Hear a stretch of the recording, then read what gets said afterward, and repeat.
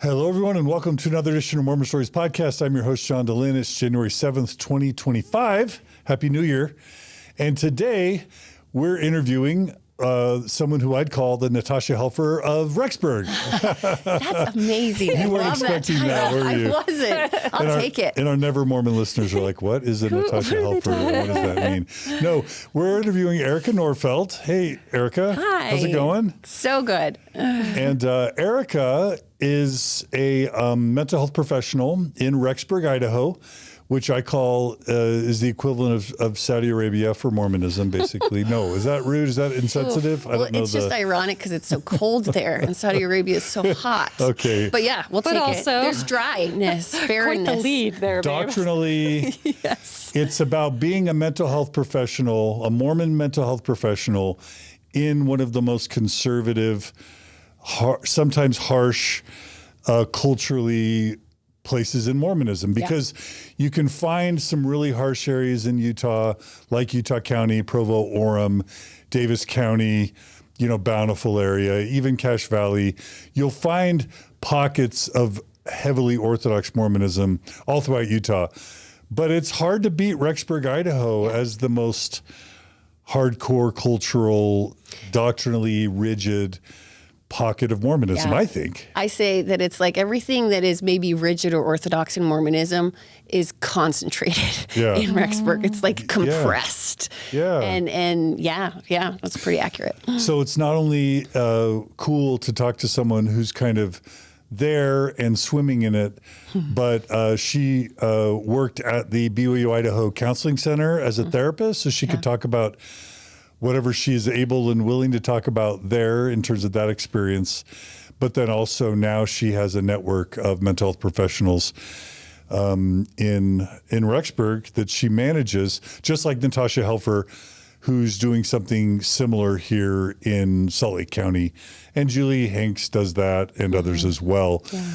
But it's basically about providing mental health services to Mormons and ex-Mormons. And then I think there's another theme about just navigating sexual health, sexual shame, both in one's life, in one's marriage, but also trying to support Mormons and ex-Mormons. And I've just given an introduction to your episode. So yes, great. All sounds good. Yeah? Yeah.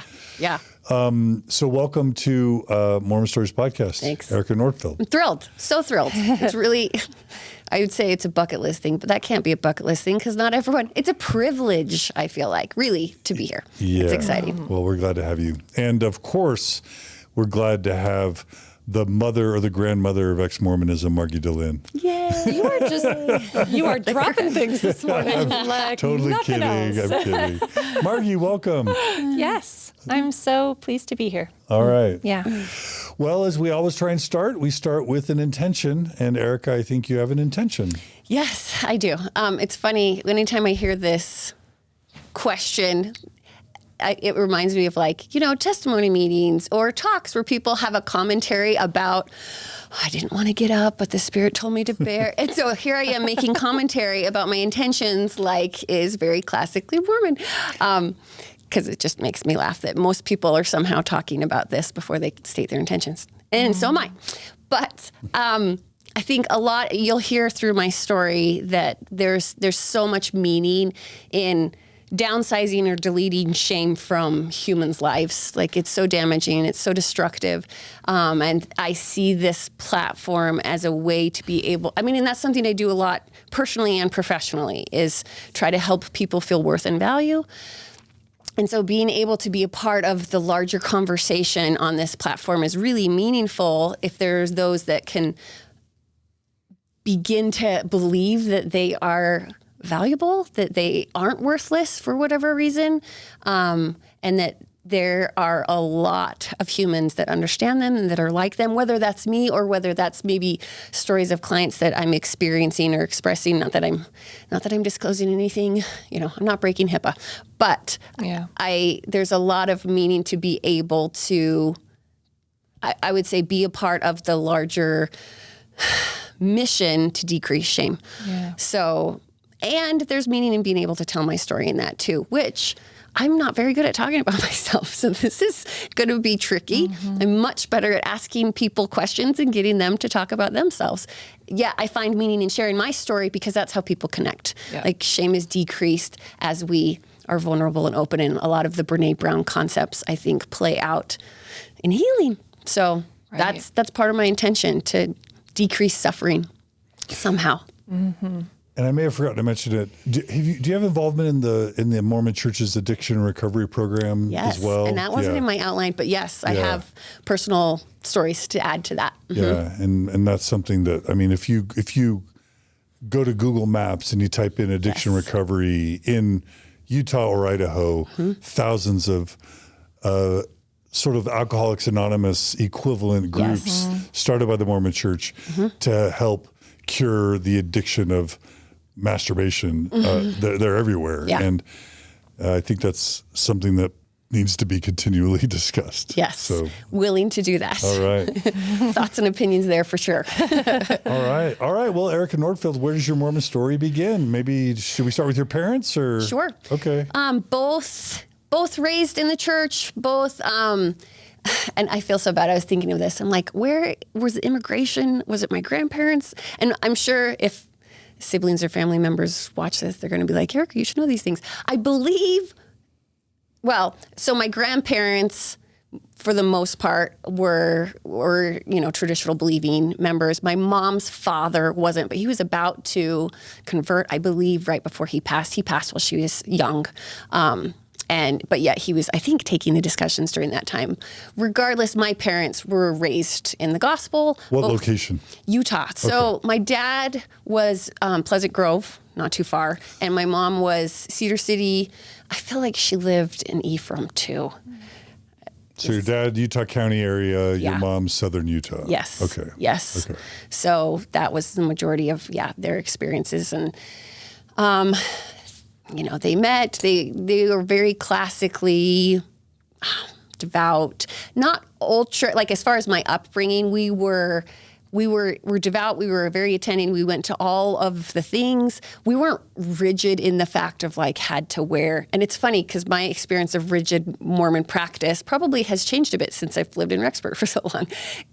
Grew up in Colorado. So my parents lived in a couple other places, but basically settled in Durango, Colorado. And the church there was very small, and rigid Orthodox Mormons maybe wasn't what you would see in other places.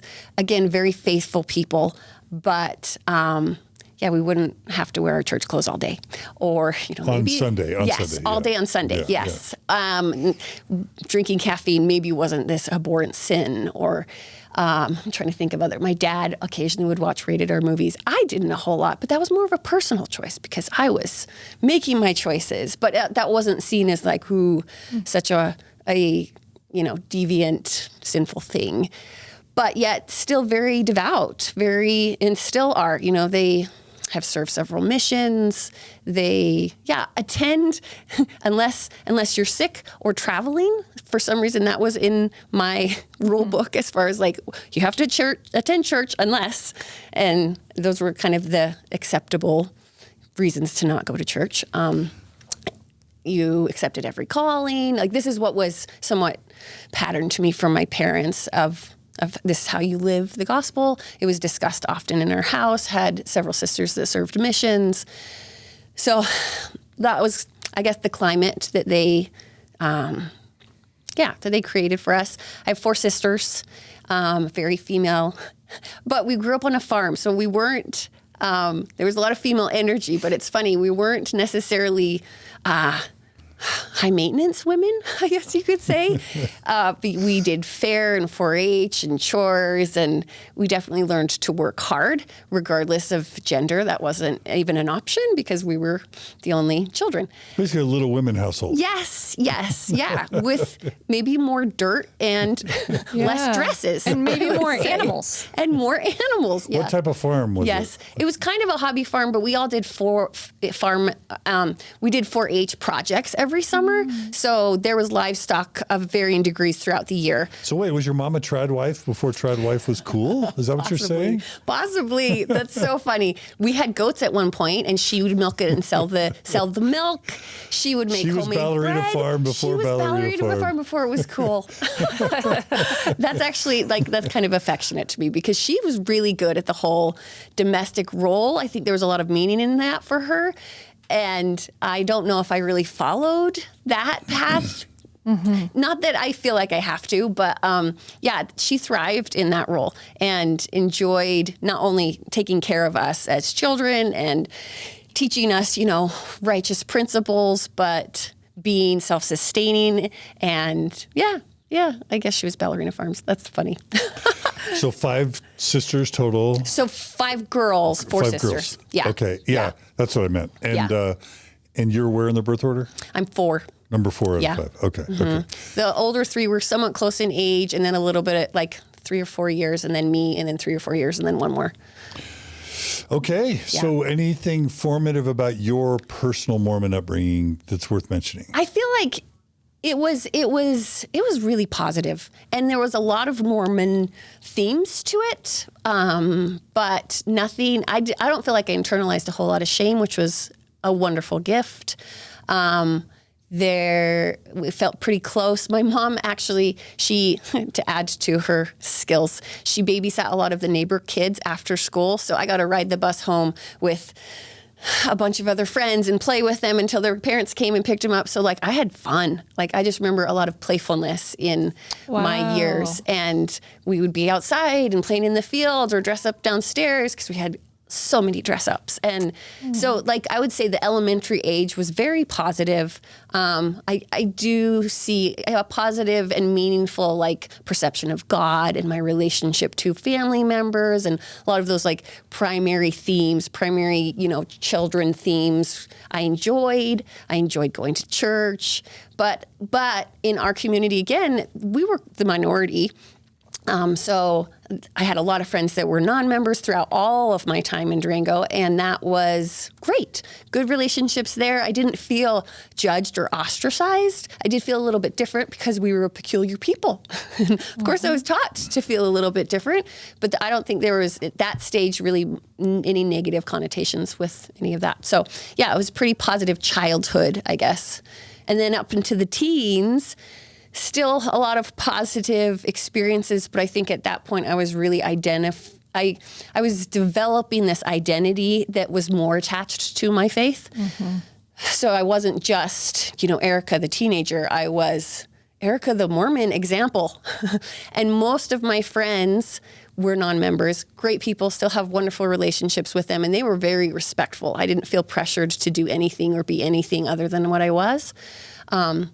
The funny thing is there was Mormons, maybe I was trying to count the other night. I was like, how many people did I graduate? In my graduating class, there was possibly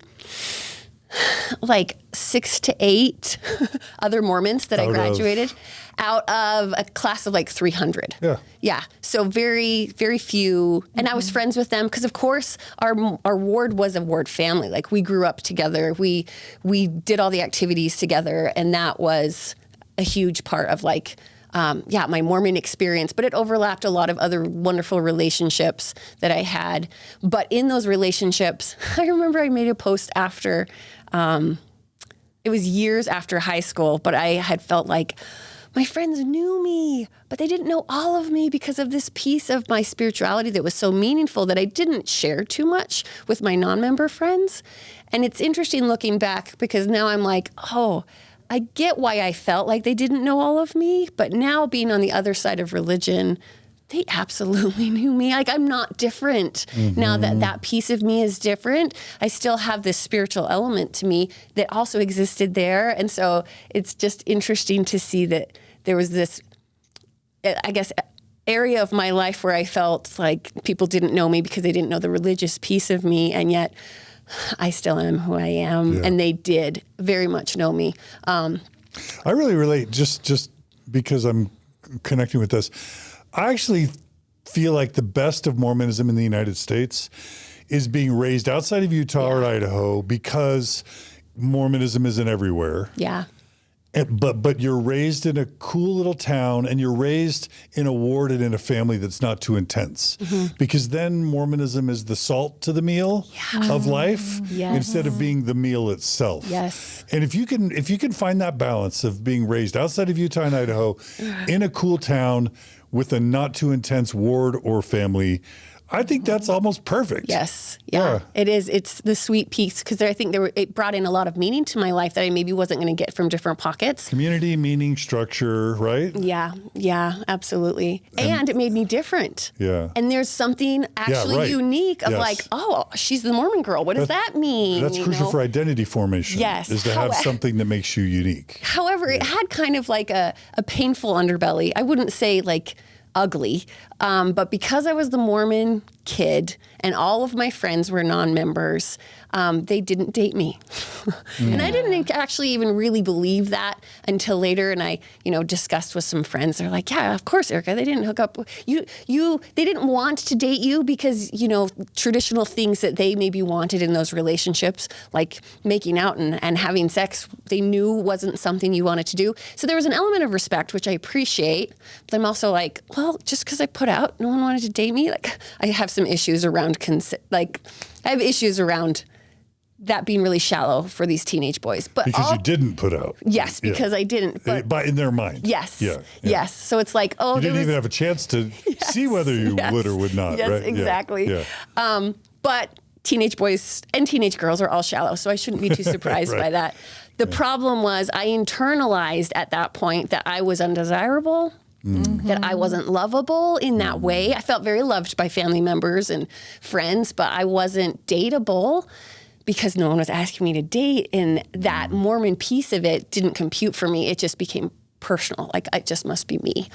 So even though I had a lot of positive and fun and fulfilling experiences in my teenage years, there was a deep cut around that for me that even now, like as I talk about it, and I've been married for 21 years to a wonderful man who's loved me incredibly. There's still like this pain of, ouch, that I a little bit believe it, because that's what happens with those internalized negative beliefs.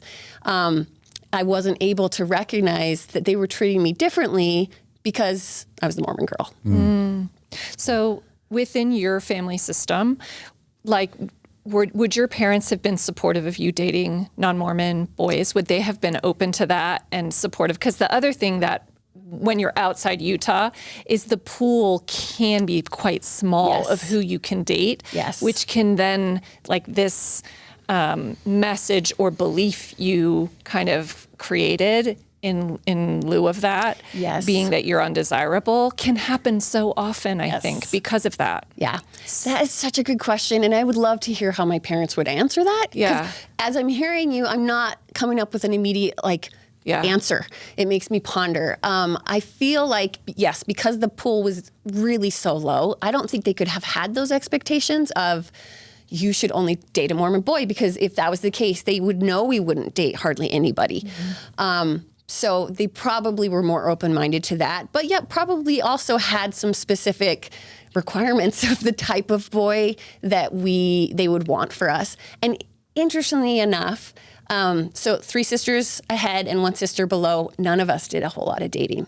Yeah. A little bit here and there, and definitely crushes, and got taken to dances, which it's funny where I grew up. This is also such a difference from Rexburg, Idaho. Prom was really the only dance that people in Durango made a big deal. In Rexburg, there's a dance every month, and I'm buying things for my kids to go to these dances every month, and it's exhausting. So it's like, growing up, we still had these positive, I would say more traditional experiences around dating, but we did not really have an exclusive partner. Also, this is another weird, I feel like I didn't realize until I left Durango that it's like, oh, this was kind of unique to this area, or maybe it was Colorado at large. But in my experience in the Mormon Belt, I will say, people date casually until they date exclusively. You know, they go on a lot of dates. And they didn't take you on dates. You hung out and you went to parties and you maybe would hook up and then you'd become a thing. So I wasn't going to parties. I was maybe hanging out with people, but I wasn't going down the line of this is how you get a boyfriend. So that also was probably counting against me, because that's how couples were formed, which is a little bit different than you see in other areas. Yeah. But of course, then that perpetuates still more like, oh, I'm undateable. I'm not putting all these pieces of sociology together. Right. Yeah. That makes sense. Yeah. So is there anything you want to share about your spiritual development during those high school years? Yes. That would be relevant to your story? So glad you asked. So again, like, yes, I was finding this identity of being the Mormon girl and finding a lot of pride in that. I was probably Laurel president, you know, very involved, even though sometimes I was also a dancer, a very involved dancer. And I would dance like 10 to 15 hours sometimes in some weeks when I was really involved with it. What style of dance? It was so competitive. It was tap, jazz, and lyrical, and sometimes modern dance. Oh, how fun. Which was really just, it was I actually went on to major in dance for a little bit in college, and then life took me a different way. Was this before the So You Think You Can Dance craze? Yes, it is. Okay. But I got way into that and watched it real hard when that came in. I loved it. But because I danced so much, I didn't always make it to mutuals, which there was maybe some controversy around how people saw that choice, but I was super dedicated. For those who don't know, mutuals is Mormon youth group. Yes, so like the weekly activity that we would do with our age groups. Yeah. So I still wanted to, I was still committed, but I didn't always make it to those activities. But I was at church. I was fulfilling callings. I went to EFY. EFY was pretty formative for me, as it is for a lot of people. It's a youth camp, essentially. Mormon youth camp, yeah. And I went as a participant, then went back as a counselor, then went back as a speaker.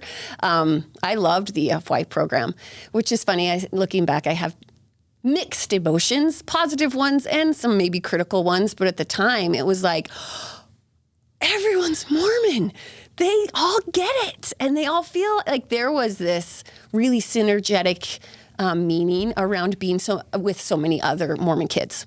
Yeah. Even your stake wouldn't have the intensely populated Mormon youth experience that an EFY would. Yeah, no, because they know how to do it at EFY. They do. And it's such a heightened experience. Yes. Yeah. It is. And it definitely evokes a lot of emotion, which now I have a little bit of issue with that is seen as the spirit, and that's serving them of like all of this connection and synergy is God. And that's maybe a misrepresentation, but that's sure how I perceived it. Feels like God. Yeah, feels like God. And not just God, but like Ghost. Mormon God. Yes, Mormon God Mormonism. and the Holy Ghost, and those testimony meetings were just like, whoa, I feel so strong. And the music. And but there's vulnerability, there's connection, there's honesty, like all of that is a wonderful recipe for emotional elevation, feel goods, right? So, but again, at the time, I loved it. Loved it, felt such great meaning. And that was a really good segue, whether it's EFY or just kind of my teenage years at large, into, okay, what happens after, going into college and furthering that, I would say, Mormon identity of myself. Yeah, it just perpetuated forward. So went to BYU-Idaho. Could I ask you a quick question before we go in? So you mentioned dance. Yes. And I could see this tying into the theme a little bit. Dance and your relationship to your own body. Yes. Do you want to share kind of your insights as to your experience that way? Because I think for many women, young women growing up, modesty can make them a little bit dissociate a little bit from their body as opposed to being in your body. Yes. So, and I can see dancing having a little bit of both. What was it like for you? That's a fascinating question. And that kind of just brings me more to like the thought at large of modesty and maybe my experience of that. Because I think there was my experience of body image in the dance world and modesty in the Mormon or in my home life. And then a whole lot of like interlaps. Yeah. With just modesty at large. Again, my family wasn't ultra rigid. I could wear shorts and I could wear shorter shorts. I didn't wear Daisy Dukes, but I didn't have to be to my knees. Yeah. I could wear tank tops. And this wasn't even like the funny thing is, it's like somehow we all caught on to this, but it was never like, no, you can't wear that and you can only wear that. I don't remember those comments from my parents. We could wear tank tops, but we couldn't wear the spaghetti strap tank tops. Yep. Like it had to have more of a thicker band. And maybe that was just rules I made for myself. So there was modesty, but it wasn't, I would say, ultra as it rigid. is more now. Yes, as it is more now. But with that, there's still that awareness of like, okay, how is my body received? What is appropriate and what is inappropriate? What is it going to make the boys think? You know, I was still getting all those messages from church.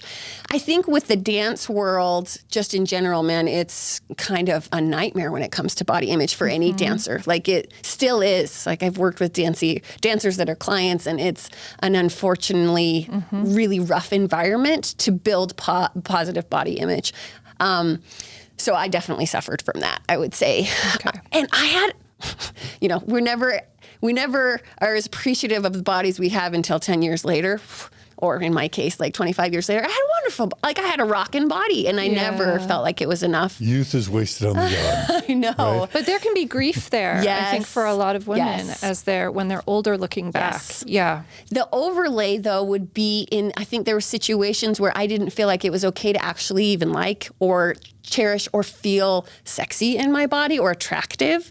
So there were some experiences, again, with my wonderful non-Mormon friends, that was very classic. Okay, we're going to go to the lake.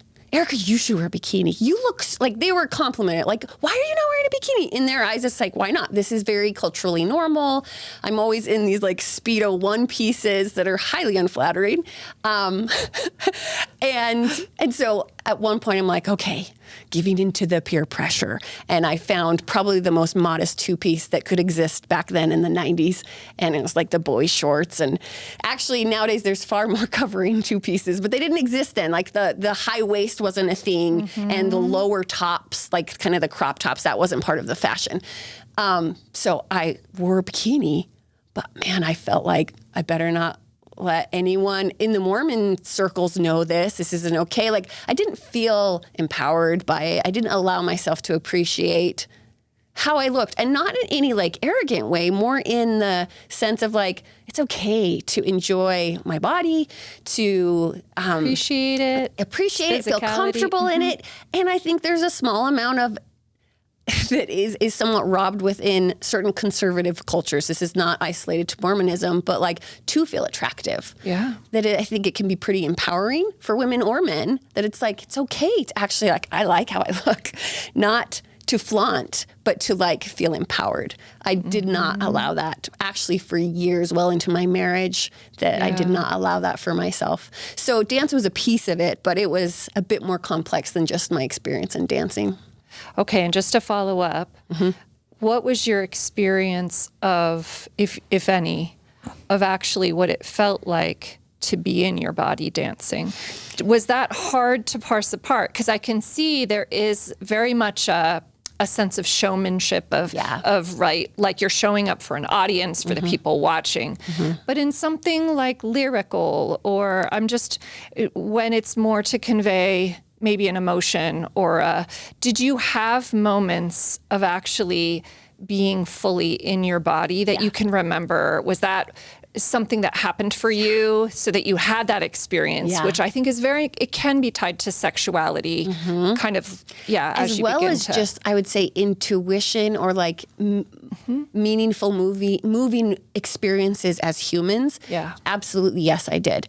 And I didn't really experience, like I definitely had maybe body dysmorphia issues, but I don't think I ever felt associative when I was dancing. It was a creative form of expression for me that was so powerful and moving, to the point, like even again talking about it, it moved me so deeply that it definitely evoked emotion. There was one point, again, I was on a myriad of different teams, but one team that was particularly competitive and more advanced, that our coach, she had choreographed this beautiful number that was somewhat a tribute to one of the other dance members' mothers that was lost. And in it, there's one of the dancers was kind of a solo piece, and so she's doing different things, and then the whole rest of the chorus of dancers are dancing with her. And one point, we were like lifting her high, like in just this beautiful metaphorical way of like love and support. And it was so powerful. Like all of the dancers were just crying afterwards because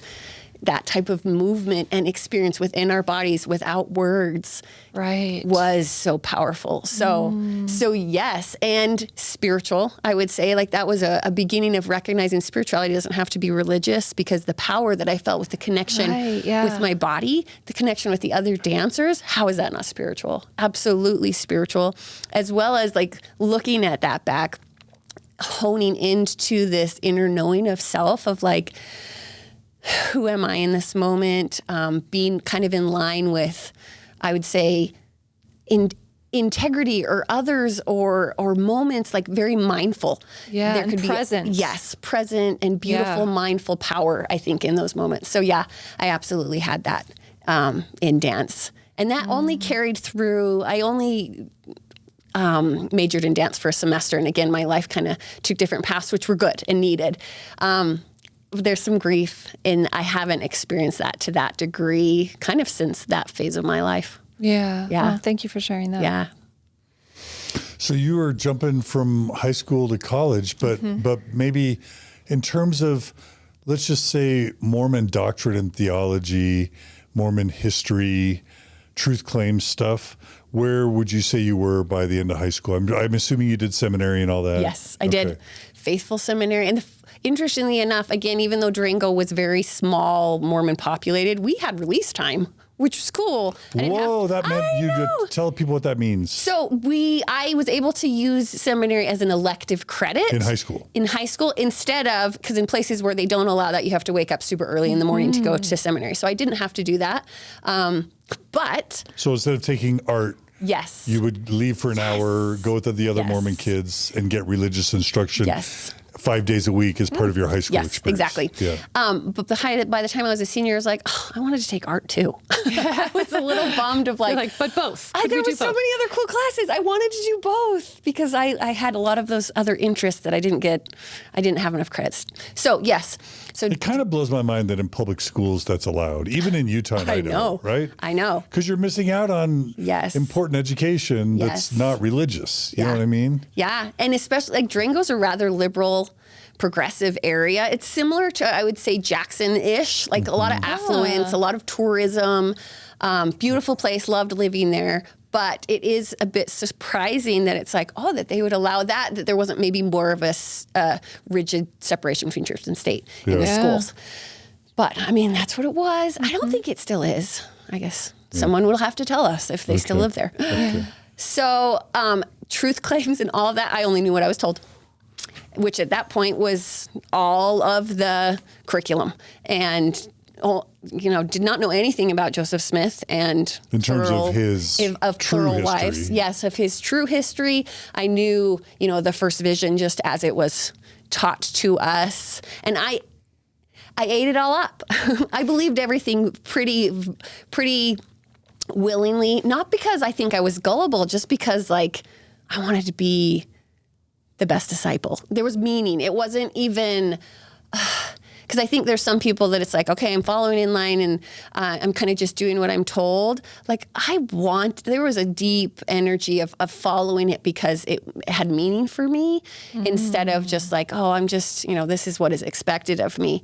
So anything I was taught, I was like, awesome, I want to learn more. And even though it's not like, I was never really good at reading my scriptures. I was never really maybe good at some of like, I say the Mormon practices.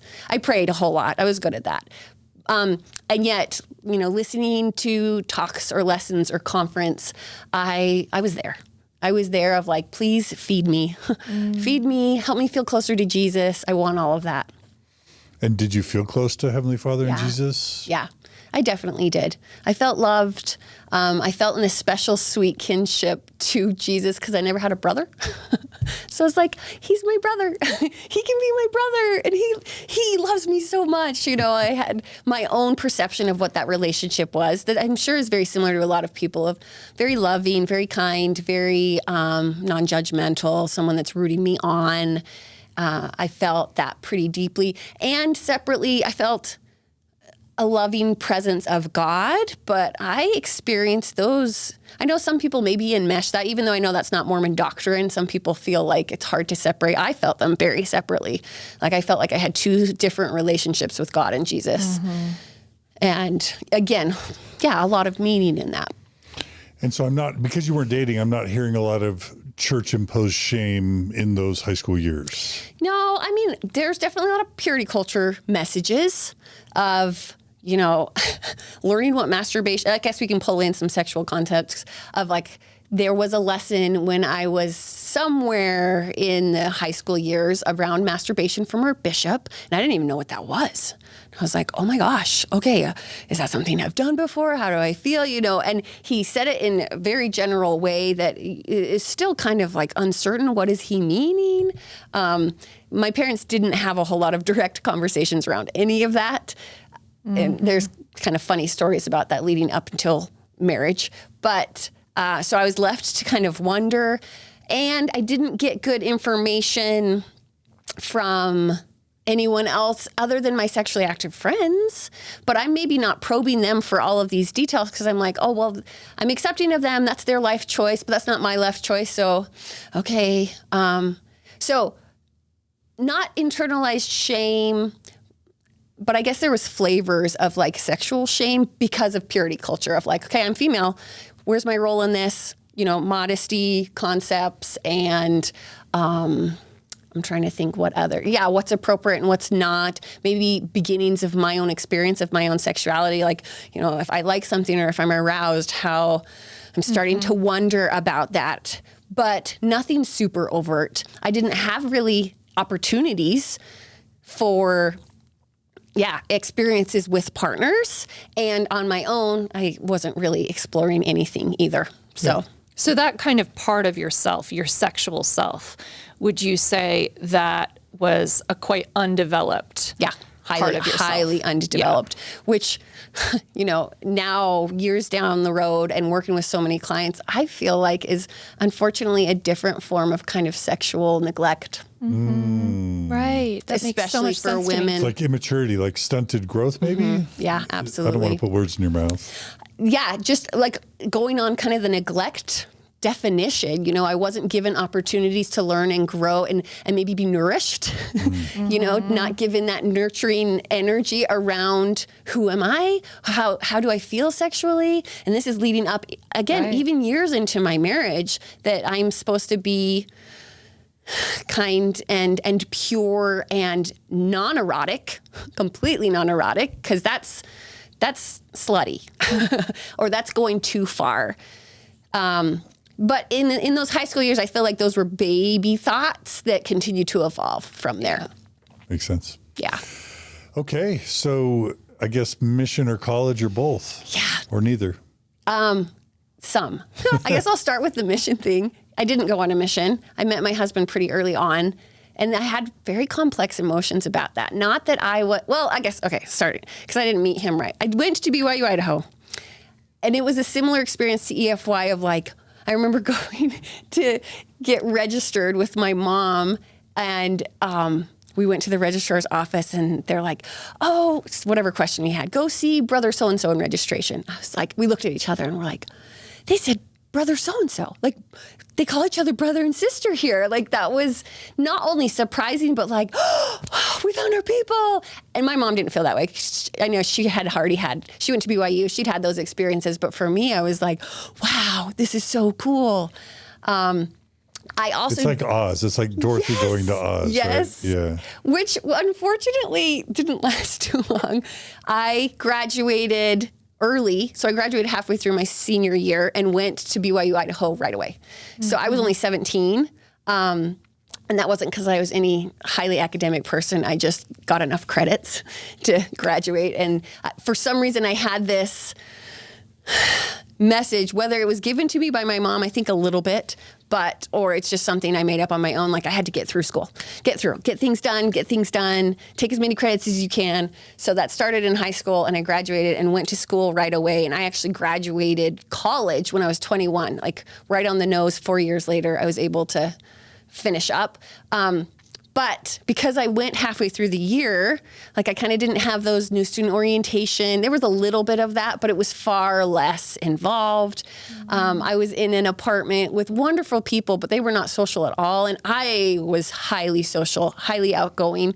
And so I was in this apartment, but I wasn't really outgoing enough to go and make friends mid-year in college all by myself. Yeah. So I felt kind of depressed and didn't get out a whole lot.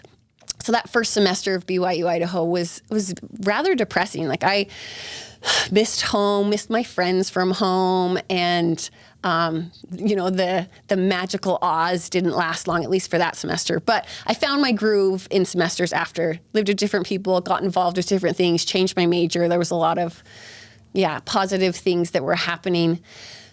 And so it was about, I guess, a year and a half or 2 years that I met my husband. We met at a rock climbing gym, which is very cool. What's it called? Cool. It was Sticks and Stones. It was a combined shop that it was a rock climbing gym and a snowboard and skateboard shop. So they had two names. It was Sticks and Stones and Sled Shed, which Sled Shed's still there, but Sticks and Stones isn't there. But they had a climbing night. And I was very, up to that point, I was getting far more involved in outdoor recreation. I had changed my major to outdoor, it was recreation leadership. So I was getting into rock climbing, and I met him, and I was only 20. And about 6 months, let's see, we met in November. We got engaged in April, and by August we were married.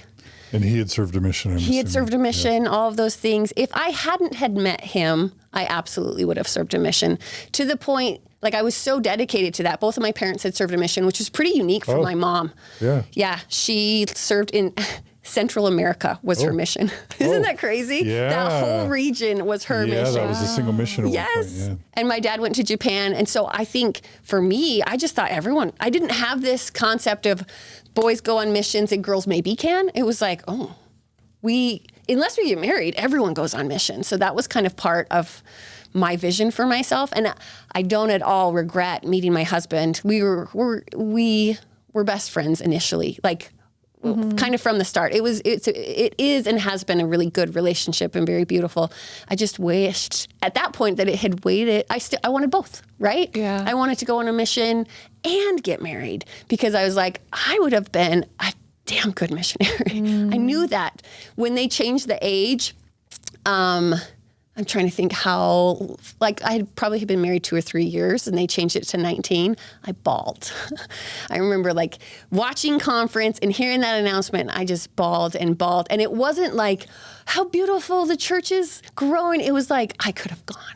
I could have done both. And I don't know, maybe Brady wouldn't have waited for me. Sometimes I tease him. Would you have waited for me? But I really, really, again, that was a way to take all of this meaning, all of this discipleship, and serve the Lord. And so I had lovely dreams of what a mission would look like. And then when we got married, I was like, okay, we're going to go on a lot of missions when we're done. Like, this is something you're promising me, because I'm following through with the script that I'm supposed to get married instead of wait. And he was sweet and promised me things. And who knows, I think we're going to go on our own definitions of missions once we're retired. But that was actually like a soft spot for me, kind of a bruise in the heart of why couldn't God let me do both? Because I wanted both just as much as any, and I didn't get to do both. Mm-hmm. Yeah.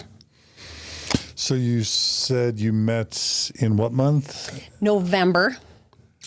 Right before Thanksgiving break, actually, because I remember on Thanksgiving break talking to my family of like, I went on this date with this guy and I kind of liked it. And they weren't paying attention at the time. They didn't really care. But I was like buzzing a little bit from our first date. And then after that break, we really just kind of were never separated. We didn't do the DTR, for those that know. Define the relationship. When I went up to Idaho, I realized there was all these acronyms in Mormonism that did not exist in Colorado. DTR, RM. So DTR, define the relationship. It's a conversation of like, how are we? Where are we in our relationship? An RM's a return missionary. A preemie is a pre-missionary. I didn't know any of these things. Was NICMO a term? Yes. Yes. Non-committal makeout. That was a term. I didn't do that, John, because I was good. Of course you didn't. So yeah, once after that break, our relationship just kind of hit the ground running. We were engaged right before the end of the semester, which is towards the end of April. And then I was actually to add to another piece, I was working at an outdoor church camp. The BYU-Idaho had a camp called Badger Creek that now they have different versions of it that actually aren't sponsored by the church anymore, but have carried on, that are called OFY. So it's somewhat of an EFY that's outdoors. So it was a version of that I was already committed to work at that summer. And he was going on what was called Expedition, this 6-week adventure course, going all over southern Utah and doing lots of things. And and he was able to get credit for that. So we were both like going in different places for a majority of the summer, which was so hard. That was way hard. Even though those were positive experiences, like we probably would have gotten married earlier, but we had to wait until after those commitments to come back and get married. And yeah, that was really hard to be separated from him during that time. I was, as is with, I think, a lot of engaged Mormons, it's like, let's do this. Like, we're not messing around. I didn't feel it as much of like, oh, I want this so I can have sex with you. But it was just like, you're my best friend. I just want to spend all my time with you anyways. Like, let's do this.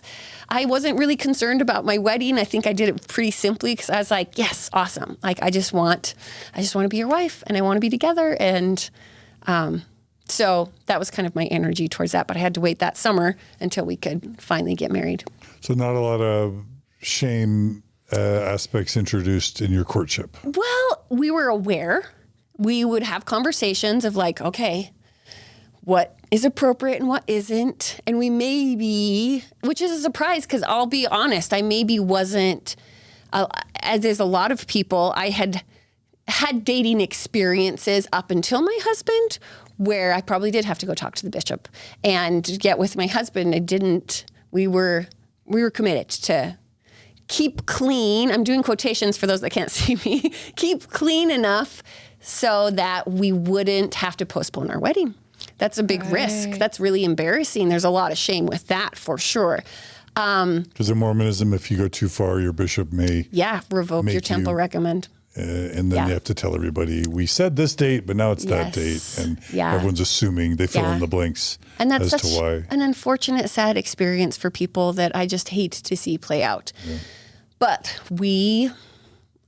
luckily, we're okay, and we made it there. And there wasn't, I didn't feel like there was a whole lot of sexual shame. Maybe from some of those previous experiences I had of like, because again, I had zero physical affection experience. So there were some guys I dated that maybe were more forward, and I didn't know what my boundaries were. Nothing was inappropriate or abusive, but okay, I'm supposed to be nothing. And now all of a sudden someone's showing me affection. And it's like, oh, this feels good. But also it's like, at what point does it either, do I want to stop it because of my values, or do I want to stop it because I'm not interested in that, or that's not pleasurable to me? Like, I did not know how to do any of that, which again, I think is probably really common for a lot of Mormon females, that they aren't taught consent. This is not a gendered thing. Nobody's taught consent. And that is very harmful on multiple levels for either partner. And at its worst, I know you guys have addressed this, at its worst, it totally leans into rape culture. So that wasn't necessarily my experience that extreme, but flavors of that for sure, of like, say no, or I'm done, or I just want them to be happy, like being able to have a clear voice. Yeah. And boundaries around myself. I didn't know any of that. And I guess I have a hard time with the word blessed, but I'm going to use it. Blessed that it wasn't more harmful. It was more uncomfortable in a learning experience. And yet when I came to my husband, it was very different. I don't know. He asked to kiss me, and we'd been on multiple dates, which in my experience with some other guys, it's like there was no way they would have waited that long to try to kiss me. And he asked, is it okay if I kiss you? And I was like, oh, you're so sweet. That's so nice. And others might think that's not very romantic or sexy, but I loved that. I thought that was so respectful. And we had our cute little kiss on the side of the building, actually, of the rock gym where we had first met. And It was very sweet. So there was a lot of respect there, I think, in that relationship that didn't make it overly hard. But there were flavors of sexual shame-ish. And I mean, and Brady's story, we'll get to that, was probably a bit different. I don't know if that was relevant to us, but like that would overlap with my story as we carry forward. Yeah. I just had a quick question about your own awareness with regard to physical touch. If that was something you grew up, with a lot of affection, a lot of kind of physical touch, did you appreciate that? What the culture of and then you kind of coming into your own at college, what you felt with regard to that? Yeah. That's fascinating that you asked that. It's actually something me and Brady were kind of discussing on the way down, just in like how we, express physical touch with our kids or with each other. Yeah, how that showed up in our house. My family was very affectionate, I would say. Again, a house full of women. My dad kind of didn't have a choice, but yet he's a very affectionate person. I remember multiple times, just anytime you'd sit next to him, I was holding his hand or I was snuggling into him, hugging. Anytime we saw each other or left, maybe not when I lived at home, but definitely since. Like there's no time I visited my parents without a whole lot of hugs and a lot of comfort with that. I'm trying to think. Even kissing, like sometimes on the cheeks, or my dad sometimes will still kiss me on the lips, and that's appropriate. That's not inappropriate in any way. That's just affection. And I kiss my dad on the lips. Yeah. Okay. Yeah. I know that's maybe not as common in American culture. In other cultures, it very much is. But like that's a normal thing for me, and that doesn't feel weird or anything. He doesn't kiss my kids, but he kisses me and probably my sisters and my mom. Maybe. I hope he kisses my mom. But when I don't know how that would translate. I think I was comfortable with physical touch. Looking at love languages now that I have a lot more self-awareness, physical touch isn't my love language. It's far more quality time and words of affirmation. If you ascribe to those theories, I want to talk to feel close to somebody. I want to get to know them. And I'm open to physical affection. So I think that was a learning thing for me. I was probably open and warm to it. It wasn't jarring because I hadn't ever had it when I was receiving any type of affection from someone else. But again, in the I would say romantic or sexual context, there was a lot of development for me that I still kind of had to figure out. Yeah, that makes sense to me. And I think what's interesting for a lot of people, where it is maybe more of it's important to them with regard to, if we're going to say love language in quotations. Yes. I'm just going real light. It's not like I ascribe, but is that if you do feel quite physical in the way you express love and you have it in your family system, I'm curious for you what you received conditioning-wise from the church because I think when you start dating someone, you can experience that in a different way because you're like, oh, well, I normally like to hug and show. Danger, though. This is bad because attraction is sort of like if you're attracted, you have no control. Right? Yes. So did you ever have thoughts about that or because that wasn't maybe your I think mine was a little bit flipped, but it was more of the purity culture thing of like, I actually I'm not supposed to be sexual. I'm supposed to be the pure female. And so I can't want or initiate. And it's like cognitively, I can't think of really any specific examples, but like I'm just kind of tuning into myself of how that felt back then, that there was maybe a resistance to too much affection or touch because I wasn't supposed to. I mean, and that goes with, I think, dirties you. Yeah, like that's maybe too forward or that's inappropriate. And that I think even spans out to, I would say, messages we get about genders at large, even outside of Mormonism, that, women are, if they're overly sexual, that's not okay. Right. That's not acceptable. And yet, and it's not acceptable because men want that from them and they'll maybe get misused or they're asking for it. And that all by itself bends over onto the idea that tells men that they're supposed to be overly sexual and they're supposed to want things. And so I think that definitely I was getting those messages. But then even I maybe, magnified under the lens of purity culture and what Mormonism told females about their sexuality. But I can't really think of anything specifically as far as like any specific experiences around physical affection that was harmful or hard. I don't know. Yeah. I don't know. I'm fumbling through my answer to that one. No, that's great. Okay. So y'all were married how many months into knowing each other? I think it was 8 or 9, Okay. whatever January to August was. That's probably And average. it's the end of That's probably August. average. And several months leading up to it apart. Yes. Right? Yeah. We would see each other sometimes on weekends. But yeah, the majority of those summer months, those 3 months, we were separated. So what year were you married? 2003. Okay. Yeah. And do you want to talk about kind of what the marital contract was in terms of how you saw each other's roles, how you saw your life going, how the church was or was not, part of that arrangement? What was that? Sure. It's so interesting. I've talked about the idea of like marital agreements with couples that I work with, and I look back, like, what were our agreements? I don't think we had very clear, concrete conversations, but there maybe was a knowing of it. It was definitely expected that we were going to be church attendees. We got married in the temple. Both of our families very involved, and that was all the expectations. And I think with that packed into, we were going to get through school, likely start to have families. I was likely to stay home. He was likely to be the breadwinner. Again, none of that was like decided on across from a table, but it was an understanding that we're going to follow the Mormon script. We're going to check the boxes. Mm-hmm. But interestingly enough, I think in that there was some nuance just to us, whether it's personalities or just our dynamic with each other, that was a little bit different.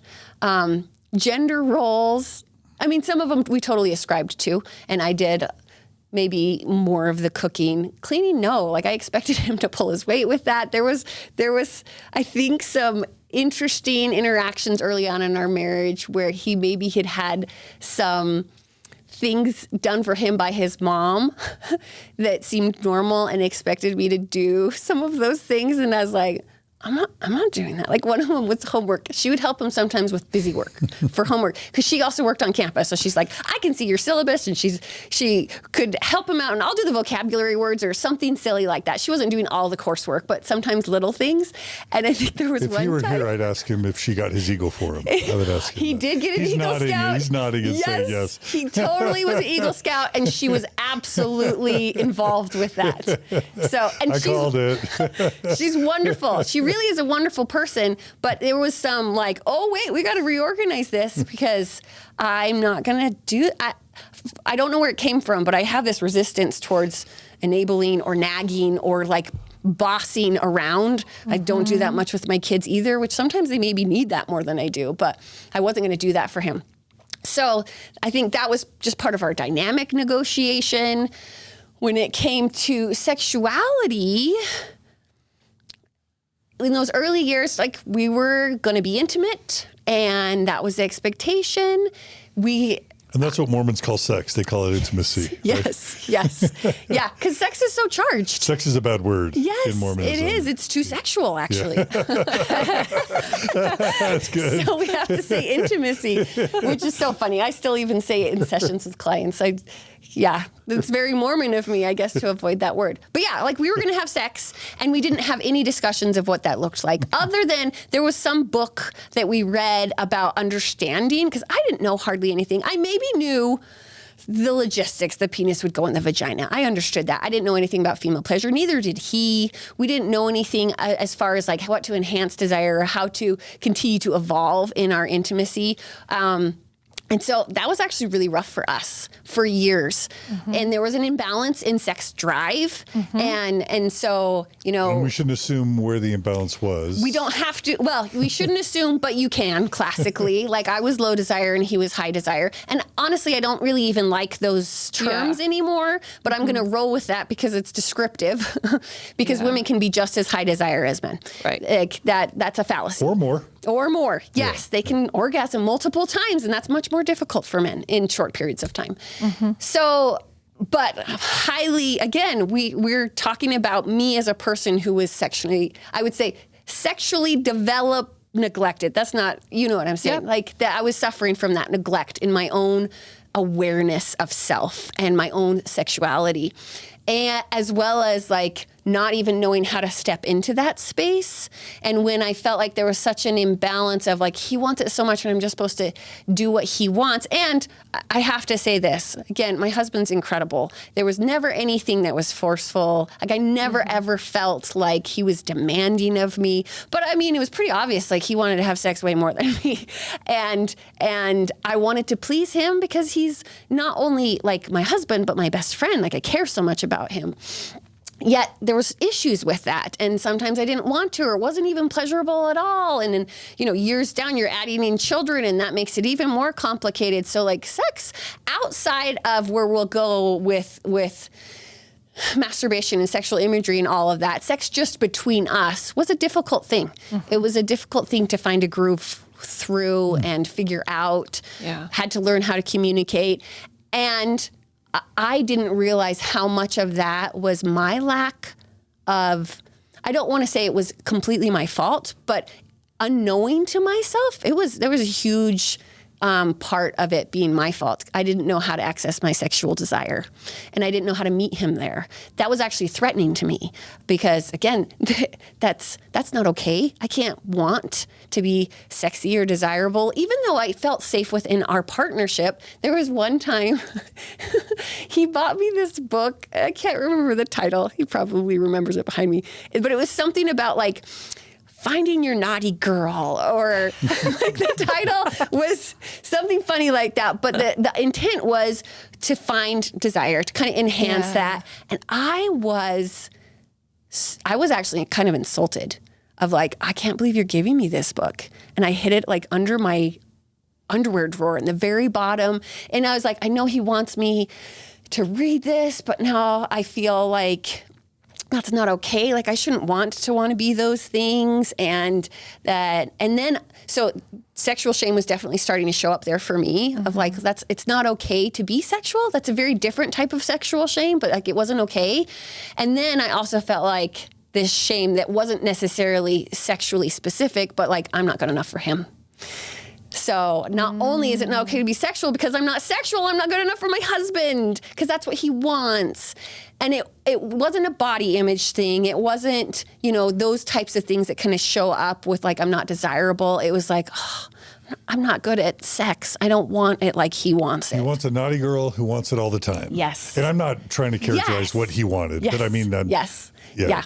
And he didn't want that, but he wanted, going with love languages again, he wanted to express his love to me that way. He wanted to feel close to me that way. I didn't know and realize that. I saw it as like overwhelming and threatening, as well as like, I don't know how to do that. I can't figure it out. Right. I think we don't talk enough about the fact that in Mormonism, women are not sexual. There's never a point where anybody ever says to a Mormon girl or young woman, you are a sexual being with your own desires and your own needs. Yeah. And you can have pleasure as a sexual autonomous being. Yeah. It's gatekeeper. Yeah. Right? Well, and if you look at scriptures, the only sexual females are harlots. Yeah. You know, right. or somehow getting shunned for being sexual. Yeah, But yeah. yes, it's a gatekeeper. Yeah. It's or Mommy. yeah. Mother. Sex to be a mommy. Yes. Yeah. Yeah, to So procreate. functional. It's a functional. And so in work with couples or even with individual females, when we've discussed situations like this, like I'm very, very clear. And I say, your sexuality is for you. Yeah. It is absolutely for you. And when you choose, you get to share it with your partner. And that can be fabulous. And you actually don't even have to share it with someone. It's still for you to experience the fullness of what sexuality can be. It is not anyone else's. I would even say it's rare for a Mormon woman to be confronted about masturbation because Mormon women aren't sexual. So why would you ever, Exactly. There's an assumption. you know, why would you ever inquire about their masturbation habits? Because Mormon women aren't to be. As well as it's maybe harder to figure that out for female, you know, just based on anatomy, it's not as easy and simple as it is for men. To the point that, like, from a sexual therapy lens, when there are issues around pleasure or even penetration, masturbation is encouraged for females, so they can figure those things out. It can be really healthy. Of course, we're coming from the psychology lens, but within Mormonism, no, you shut that down. That isn't something that is discussed or celebrated, which is such, I look at that and I'm like, oh my gosh, you're getting this so wrong. If you want people to have full and enriched marriages, there's so much talk about marriages, gobs and gobs of talks and conversations about beautiful, rich marriages. Help the woman figure out how it's okay. Like, help her embrace her body and her sexuality. Like, how is this not talked about more? Yeah. And this is aside from anything critiquing of church doctrine. It's just like, if that is part of the goal, figure out how to teach those skills better for couples, because they will be blessed. That's right. It will help. Yes. Those first. Mm-hmm. It's highly useful for healthy relationships and definitely healthy sexuality. Yeah, that's right. But at this point, you don't know that. You're on your own. Yes, getting back to my story. You're now creating narratives or beliefs about yourself based on. Yes. And you're alone. You're just alone. I'm alone. I'm figuring it out, because it's also not comfortable to talk about these things. I maybe, looking back, probably could have talked to some sisters, and I maybe did a little bit. My mom, this just makes me laugh so hard, because again, very, very minimal conversations. Before I got married, we had a conversation about, I would say, hygiene on how to kind of clean up afterwards. That was the conversation I had. There was nothing further around how things were. It's very practical. Yes. How to keep yourself smelling clean. And so that's like all I got from my dear mother. And that's probably more than she ever got. So it's like, I don't hold that. I genuinely laugh at that. She was edgy. She was edgy. She was progressive. Good job, Mom. I'm coming from a lot of this lack of experience and conversations, and definitely sex education. There wasn't a good amount of that. And here we are starting to overlap, where Brady has disclosed that he struggles with masturbation and porn. So you find that out in your marriage? Yeah, it was probably 3, I'm trying to think. It was like, I think before we had our son, or close to it, and we had him about 3 years in. I can't remember exactly when. And so that was, again, I'm putting quotations in disclosed, like, the Mormon church sets up such a nightmare of exchange around these things for couples that doesn't have to go that way, but it absolutely checked all of those classic boxes for us in a way that he was not telling me for years because of his own shame. And we're told that it's so horrible and it's this, deviant thing. And so he doesn't want to tell me that because he doesn't want to hurt me. Yeah. And so that becomes its own issue of seeming like it was so deceitful and he isn't being fully honest. Yeah. What messages would have you gotten about a Mormon boy that masturbates or looks at erotic images? Up until that point. Yeah. What would you? Yeah, it's just bad. Just don't do it. Just like, they shouldn't do it. It's evil. It's from Satan. Like, what about that it's infidelity?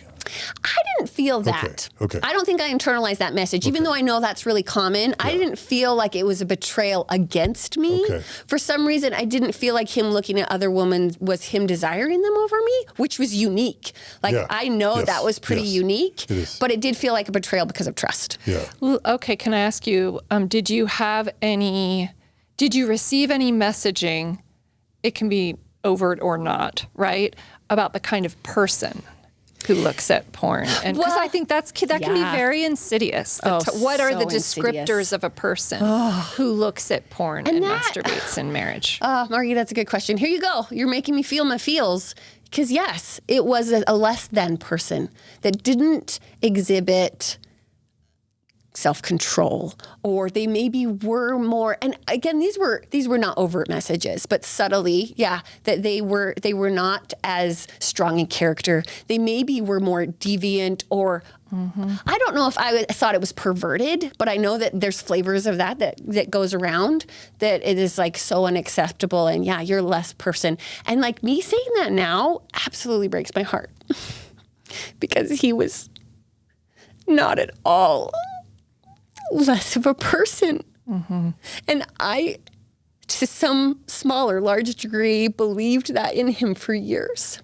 Right. And it's like, that was so damaging from this, again, relationship I'm supposed to build because God wants us to be together. And yet I've now been in this up, down, like, you're down there, you're not as good because you're doing these things. Like, it shatters my heart, like how I could not have the permission to see him genuinely and more organically and less judgmentally. Like, I can't deny that was on me too, that I was maybe more judgmental than I should be, but I was also somewhat raised in a system to perpetuate that for me. It was a conditioned self. Yeah. Mm-hmm. It's kind of wild for me to hear that this issue emerged for y'all when you had your first kid around that time. Because I am, and I'm not bragging, I'm a freak in the sense that I never masturbated before marriage. And let's turn the turns. I don't know why, because I did a lot of NICMO. I was definitely, I felt sexual, but I just never did, just because I was told not to. And for me, it was that simple, you just don't. A lot of nocturnal emissions, but no masturbation. Until 2 years into my marriage, when we had our first baby. And all of a sudden it was off limits. Sex was off limits while Margie was healing. And then I find myself in the shower and all of a sudden it just happens. And that was the very first time. I was in Chicago. I remember the shower. I remember it happening. And that's when all of a sudden masturbation emerged for me. And then almost immediately as the internet starts emerging and I start learning about coworkers that were like looking at images at work, and all of a sudden as the internet comes, then the option of images is there. Yeah. And that's that. And then all of a sudden that's when it emerges. That's when it emerged for me. Yeah. And for Margie, but I didn't tell her until a long time later. Yeah. Because I felt so horrible. Yeah, right? absolutely. Yeah, the sexual shame that exists for that partner, and I even hate to say this or that partner, but oftentimes there is one and there is the other that maybe doesn't struggle in the same way. It's so fascinating that you say that, because it makes me wonder, even to this day, like, we're navigating our sexual differences in interests, in pleasure, in sexual scripts, and all of that. Like, we have some things that are compatible and some things that are maybe different. And of course, back then, it was highly different. There wasn't even really options for me to get better or to explore that. And so I think Brady probably felt a lot of sexual... and he should probably answer this, but it makes me curious if it's like, if our scripts were more compatible, if I was a more sexual person, not to say that I was taking care of his sexuality, but if it's like, if we vibed better in that way, maybe would have that been an issue for him as much? Maybe it still would have, because it started way before he even met me, as it often does. Sometimes there's like, sexual... experiences or exposure to content that for a lot of people starts pretty early. Curiosity, yes. Yeah. But there's part of me that wonders, it's like, if we were more sexually compatible, would that have been the same thing? Would it have been harder? Because yes, when things happen like babies and whatever you're experiencing that possibly is fulfilling in all the ways that you need, and that's taken away, that's going to throw a wrench in the game. I also think what's interesting, though, is looking at it from maybe just a straight up developmental approach, right? Where, who's the psychologist that talks about developmental stages as like two... Erickson? Yeah, where you have two things and then you're trying to resolve between... and I know this doesn't necessarily play into that, but this idea, though, of an underdeveloped sense of a sexual self. Yes. Well, what if part of this also is just filling that out, actually, trying to get the information, not necessarily relational, or does that make sense? But an inner need to know oneself, to explore oneself in a way, that furthers and develops and fills out a sense of self. Does that make sense? Yeah. And let alone kind of with your another partner and having an unmet need. Yes, an actual, absolutely. Yeah. And those sexual developments are maybe going to be at varying stages of development, that it's like, how does anyone navigate this at all? That's right. That's or so true. How does anyone navigate this so early on? Again, I was 20. Yeah. He was 22 with very little relationship experience, not to mention sexual experiences. So we were babies in this realm. So good luck. Build a wonderful, intimate, and sexual marriage and create babies, and it'll be beautiful, right? You'll be great. You'll do great. And just for the sake of thoroughness, I guess, I'm going to, the other thing I'll just disclose about me and Margie is that we, in terms of frequency, we've been relatively compatible, I would say, from the very beginning. Frequency and consistency, I would say there's not a standard deviation difference between us in terms of our desire template, as far as I'm aware. And so that now for you all to just know about us. Full vulnerability here, people. So there's never been a point where I've felt like that there's a big difference there. Yeah. What it was when I was desiring, when I was having desires on the road or whatever, then I needed just something that would kind of arouse me so that I could have that release. Because I did want a regular release. And if a regular release wasn't necessarily available with Margie, there were times where I just felt like I wanted it. Yeah. And images come in just as a way to elicit that release, honestly. It's not because I'm desiring, like you said, it's not because I'm desiring something else or wanting something else per se. Yeah. It's just like, what's going to get me there? Yeah. And it's going to be an image. And then over time, I think it's just a variety of images. One image might lose its effect, and so you become exploratory at that point because you're looking for something else that's going to get you there. Yeah. I know we're probably being graphic, but let's do it. Yeah. Yeah. And I think that's really common. And when we can normalize that as just like part of like your sexual experiences and behaviors and agreements within your relationship, whether or not that maybe plays into this specific example, it's like, okay, so explain to me where the issue is. It's maybe not interfering with relationships or work or emotions, because that's where, and we'll probably get into this, that's where the real big issue is, the level of distress that shows up around there's a miss in the behavior and my supposed values, whether as actually their values are the ones they think are given to them. Right. Like that's where the emotional distress and, destruction can kind of happen.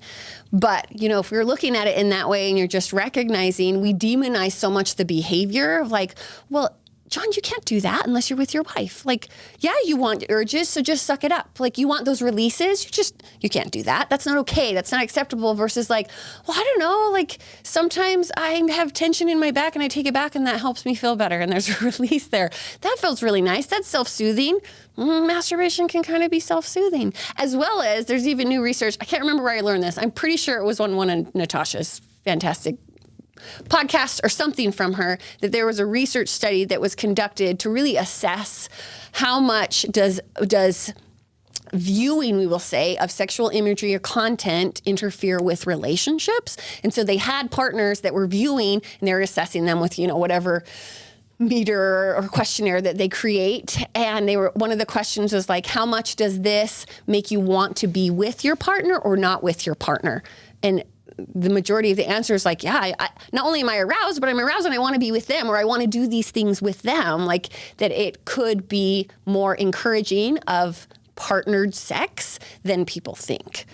But of course, this is coming through the psychology lens. This is not what you get in Mormonism because, John, that was not okay. You can't do any of those things. And not only is it not okay, you should feel heaping amounts of shame. It's evil. It's sin evil, next to murder. It's sinful. Yes. Yeah. In Mormonism, and you it's are sinful and deviant as well as weak because Satan got to you. Yeah. Like, so many damaging, shameful messages. Yeah.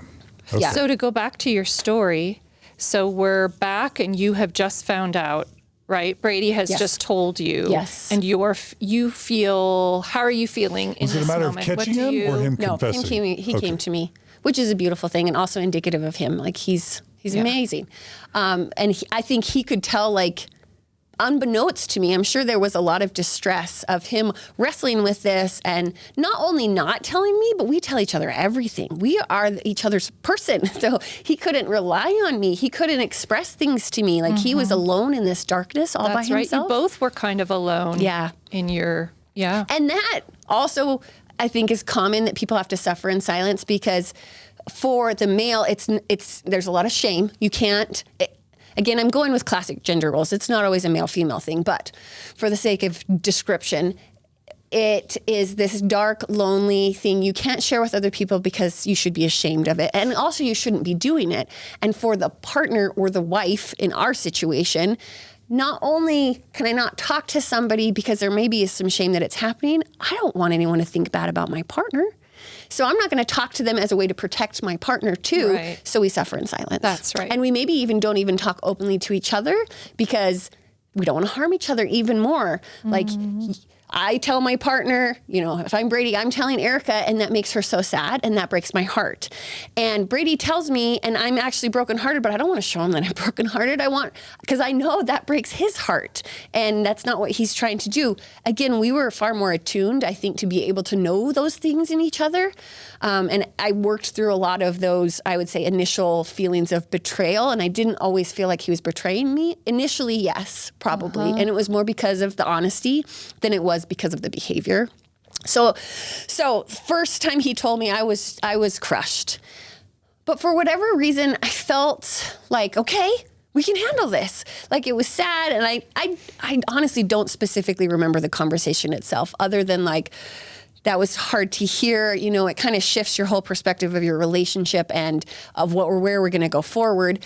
But he told me and we're good. That means it's done. This can happen a lot with couples that it's like, okay, we told me, I'm so glad now we're fully honest and we don't have to worry about these things. And he won't do it again. And he won't do it again. Yeah. So the second time he told me actually was 100 times harder for me because it's like, no, this actually isn't just a blip in our story that like that this is much bigger than that. And again, I did not have the education and understanding that I now have. I remember driving in my car, crying so uncontrollably that I actually had to pull over. I wasn't even safe driving my car because I just felt this overwhelming despair. And it's doubly painful because I almost had no way to not feel that despair. You know, that's all the messages that I was given that I was supposed to feel like this could possibly break us and ruin us forever. Mm-hmm. Yeah. At the same time-ish, again, I'm not really clear on timelines, but I know it overlapped. I was starting my graduate program. And I didn't actually, for my graduate program, John, I'd be interested to see if you got better training than me. We did not talk a lot about sexual health concepts. I didn't have any classes around that. Even though we had couples, like I had training around couples and family therapy, but I had zero around sexuality. Whether it was sexuality or like LGBTQ queer training, I needed a whole lot more of that. You know, I have a 6-year clinical counseling psychology PhD. Yeah. Not only was sexual health never discussed in those 6 years, really, certainly not in any of the coursework or curriculum. Yeah.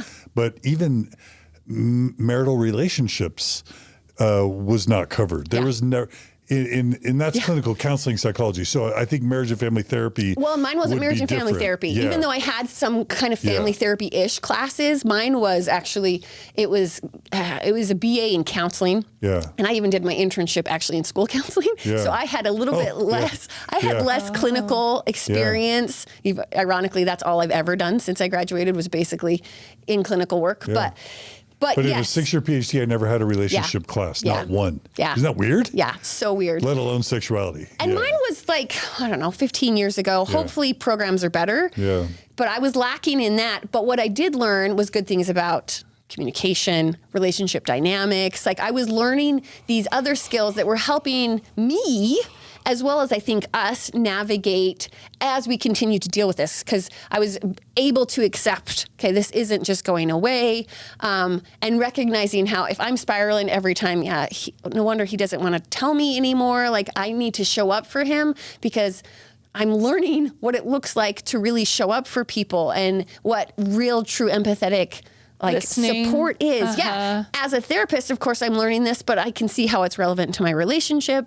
So I think those things were helpful in ways that I didn't internalize, okay, I'm just not sexy enough. I need to just give him more sex. I didn't actually slide into those thoughts. There maybe a little bit was that early on, but really I was able to differentiate of like, this is your problem and I want to support you, but I'm not going to fix it for you or figure it out for you. I will with you. But, and going back to what I said before of like, I don't like to nag or enable. I think maybe that was part of why I differentiated. Yeah. Sometimes in a unique way, because with couples that often doesn't happen. There can be even a clinging of like, okay, I have to be everything for you, or now I'm your warden and you have to tell me every single time and tell me everything. And that's, again, that one up, deadly. one down, so horrible. That's deadly to a marriage. Yeah. And there maybe was still that, but I didn't ever feel like I was a warden. But there was sometimes where we're like, okay, tell me every time. That was like our agreement with each other. Mm-hmm. I think at a certain point, and again, my memory, I'd love to hear what Brady says. Like, I think at a certain point we abandoned that of like, you can talk to me about it, but I don't feel like you need to tell me every single time. Like, you have to figure this out. Whether that was right or wrong, that was kind of what was going on for us over the years. I love it that you didn't take the responsibility of like, well, then I got to supply it more, or I'm broken, or I'm defective, or my body's not attractive, or I don't know, I don't want to put words in your mouth, but like I have to do crazy positions or whatever because he's seeing that in the porn and now I got to perform so that I can compete with the porn women. Yeah. It sounds like you didn't. I didn't. Yeah. And I wonder, I think there might be a couple things involved. Like the one of like, I'm not responsible for you. You know, that's something innate in me that probably was overlapping with this that I still don't quite know where that came from. So there's like a little bit of stubbornness of like, don't make me do this for you, as well as my own sexual shame of like, I don't think I can.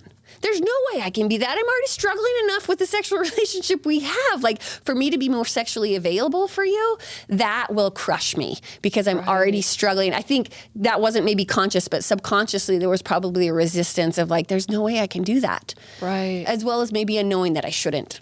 I don't know. So yeah, luckily, but yet with couples, that shows up a lot that the woman will assume this caretaker role or warden role or, you know, some type of archetype that is helping them figure themselves out, far more enmeshed, far more involved than really is good for them. Julia, who's taking notes, is also just noting and observing what I think I agree with, which is seems like y'all have more secure attachment than probably the average couple or Mormon couple. Yeah. And a less of a tendency towards negative codependency, which makes you rare, unfortunately, but still, fortunately fortunately for you, unfortunately for the larger demographics. Majority of our audience. It's funny. We've taken attachment tests. We're both secure attachment. That's interesting. And we're not perfect in that. I think we still have our own insecurities and stuff like that. Yeah. And I love my mother, but there was codependency there that whether I knew it or not, I feel like I was averting from. Maybe that's part of the I'm not going to be responsible for you. That I think was part of me not falling into that role of like, I'm going to keep you comfortable. Yeah. I was going to ask a question around, whether you received messaging or conditioning that you were responsible for fulfilling Brady's sexual needs as a person. Because what I'm hearing is that you chose to not to differentiate from that and not go that route. But did you receive that? Because I'm curious about that piece. I don't know if I received that for the specific like sexual, I don't know if I probably received it, but I did not internalize like if I am more sexually available, he won't look at porn and masturbate. Yeah. But just between us, I think I felt that. So just between I was able to, again, this is unique. I was able to differentiate our experience and his experience with sexual imagery and masturbation from our sexual relationship. Okay. So within our sexual relationship, I do feel like I felt like that. I need to be enough for him. I need to be whatever that is. Did you feel, but you didn't feel responsible for him? I think sometimes I felt responsible to be enough for him sexually because he wanted a really good sexual relationship. and it maybe wasn't perfect. Maybe sometimes it slipped into this other piece, but I did not feel like it was my job to figure that out for him or to provide it as the solution. Yeah, I didn't. But in a different way, I did just between us. Like I need to be this enough for you so that you're satisfied with our sexual relationship or whatever. Yeah. But those were separated, which, again, I think that was unique and a benefit for us. Yeah. I'm really glad. I think that decreased a lot of our suffering, even though there was a hell of a lot of suffering anyways. Right. Yeah. So this is the part of the story where marriages start to potentially go south and real damage gets done. And it sounds like because of the secure attachment, the tendency not towards codependency, and just some basic mental health dispositions for both of you, that y'all didn't slide in to the toxic, disastrous implosion that many Mormon and I'd say highly religious couples these days probably have. Yeah. Part of that was also the 12-step group. Like, if I'm being fully honest. So talk about that. Yes. Okay. So Passage, I'm not sure if that's still when you're talking about Googling, like sex addiction recovery groups or something, they call it, or at least back then. This is when we were in Colorado. We lived in Colorado, and then we moved to Idaho. We were in Colorado for grad school and several things for like 8 years. So it was called the Pornography Addiction Support Group, Passage. And these are groups that the church had and probably still has in myriad of places to allow support, genuinely. And so it was support usually for the addicted. Again, I'm using big quotations for those that are listening because I don't ascribe to that term anymore. But back then, it was for the addicted partner. And they also had groups that were more substance use oriented or any type of general addiction. Those were ARP groups, so addiction recovery groups. So they had specific pornography groups and then also just addiction recovery groups. And the cool thing is, and it's interesting, I've got a lot of commentary on this. Initially, it was so good for us, as is most groups. Yeah, when you sit in a group of humans who get you on a deep level around something oriented in pain, there's healing there. And when there's shame. Yes. And the shame is brought to light. Yes. Yeah. Shame decreases when we share our stories and experience empathy. So they had groups for the men. Again, this classically goes with the stereotype, but the men had their group because they were the addicted. And then there was a women's group for their partners. The cool thing, what they had in Colorado, they also had missionaries called to watch our children so that we could go to these groups and we didn't have to figure out taking turns, because sometimes couples would be like, okay, you go 1 week and I have to go the other week because someone's got to watch our kids. So in some areas we were at, they had missionaries called, and it was actually very beautiful. It was like a little nursery, and our kids would go and they do little crafts, and we got to go have these really powerful, experiences with our groups so that we didn't feel as alone, so that we felt supported, so that we felt understood.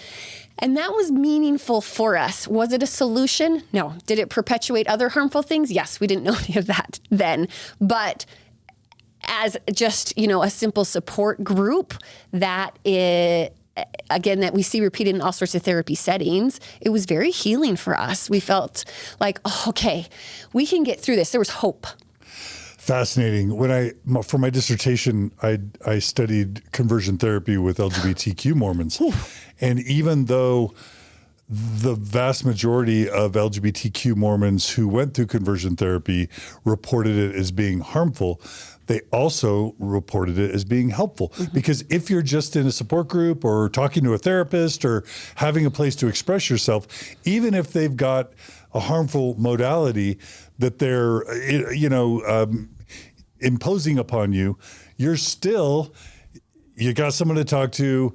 You feel like someone's invested in your well-being. Maybe you have other people to talk to.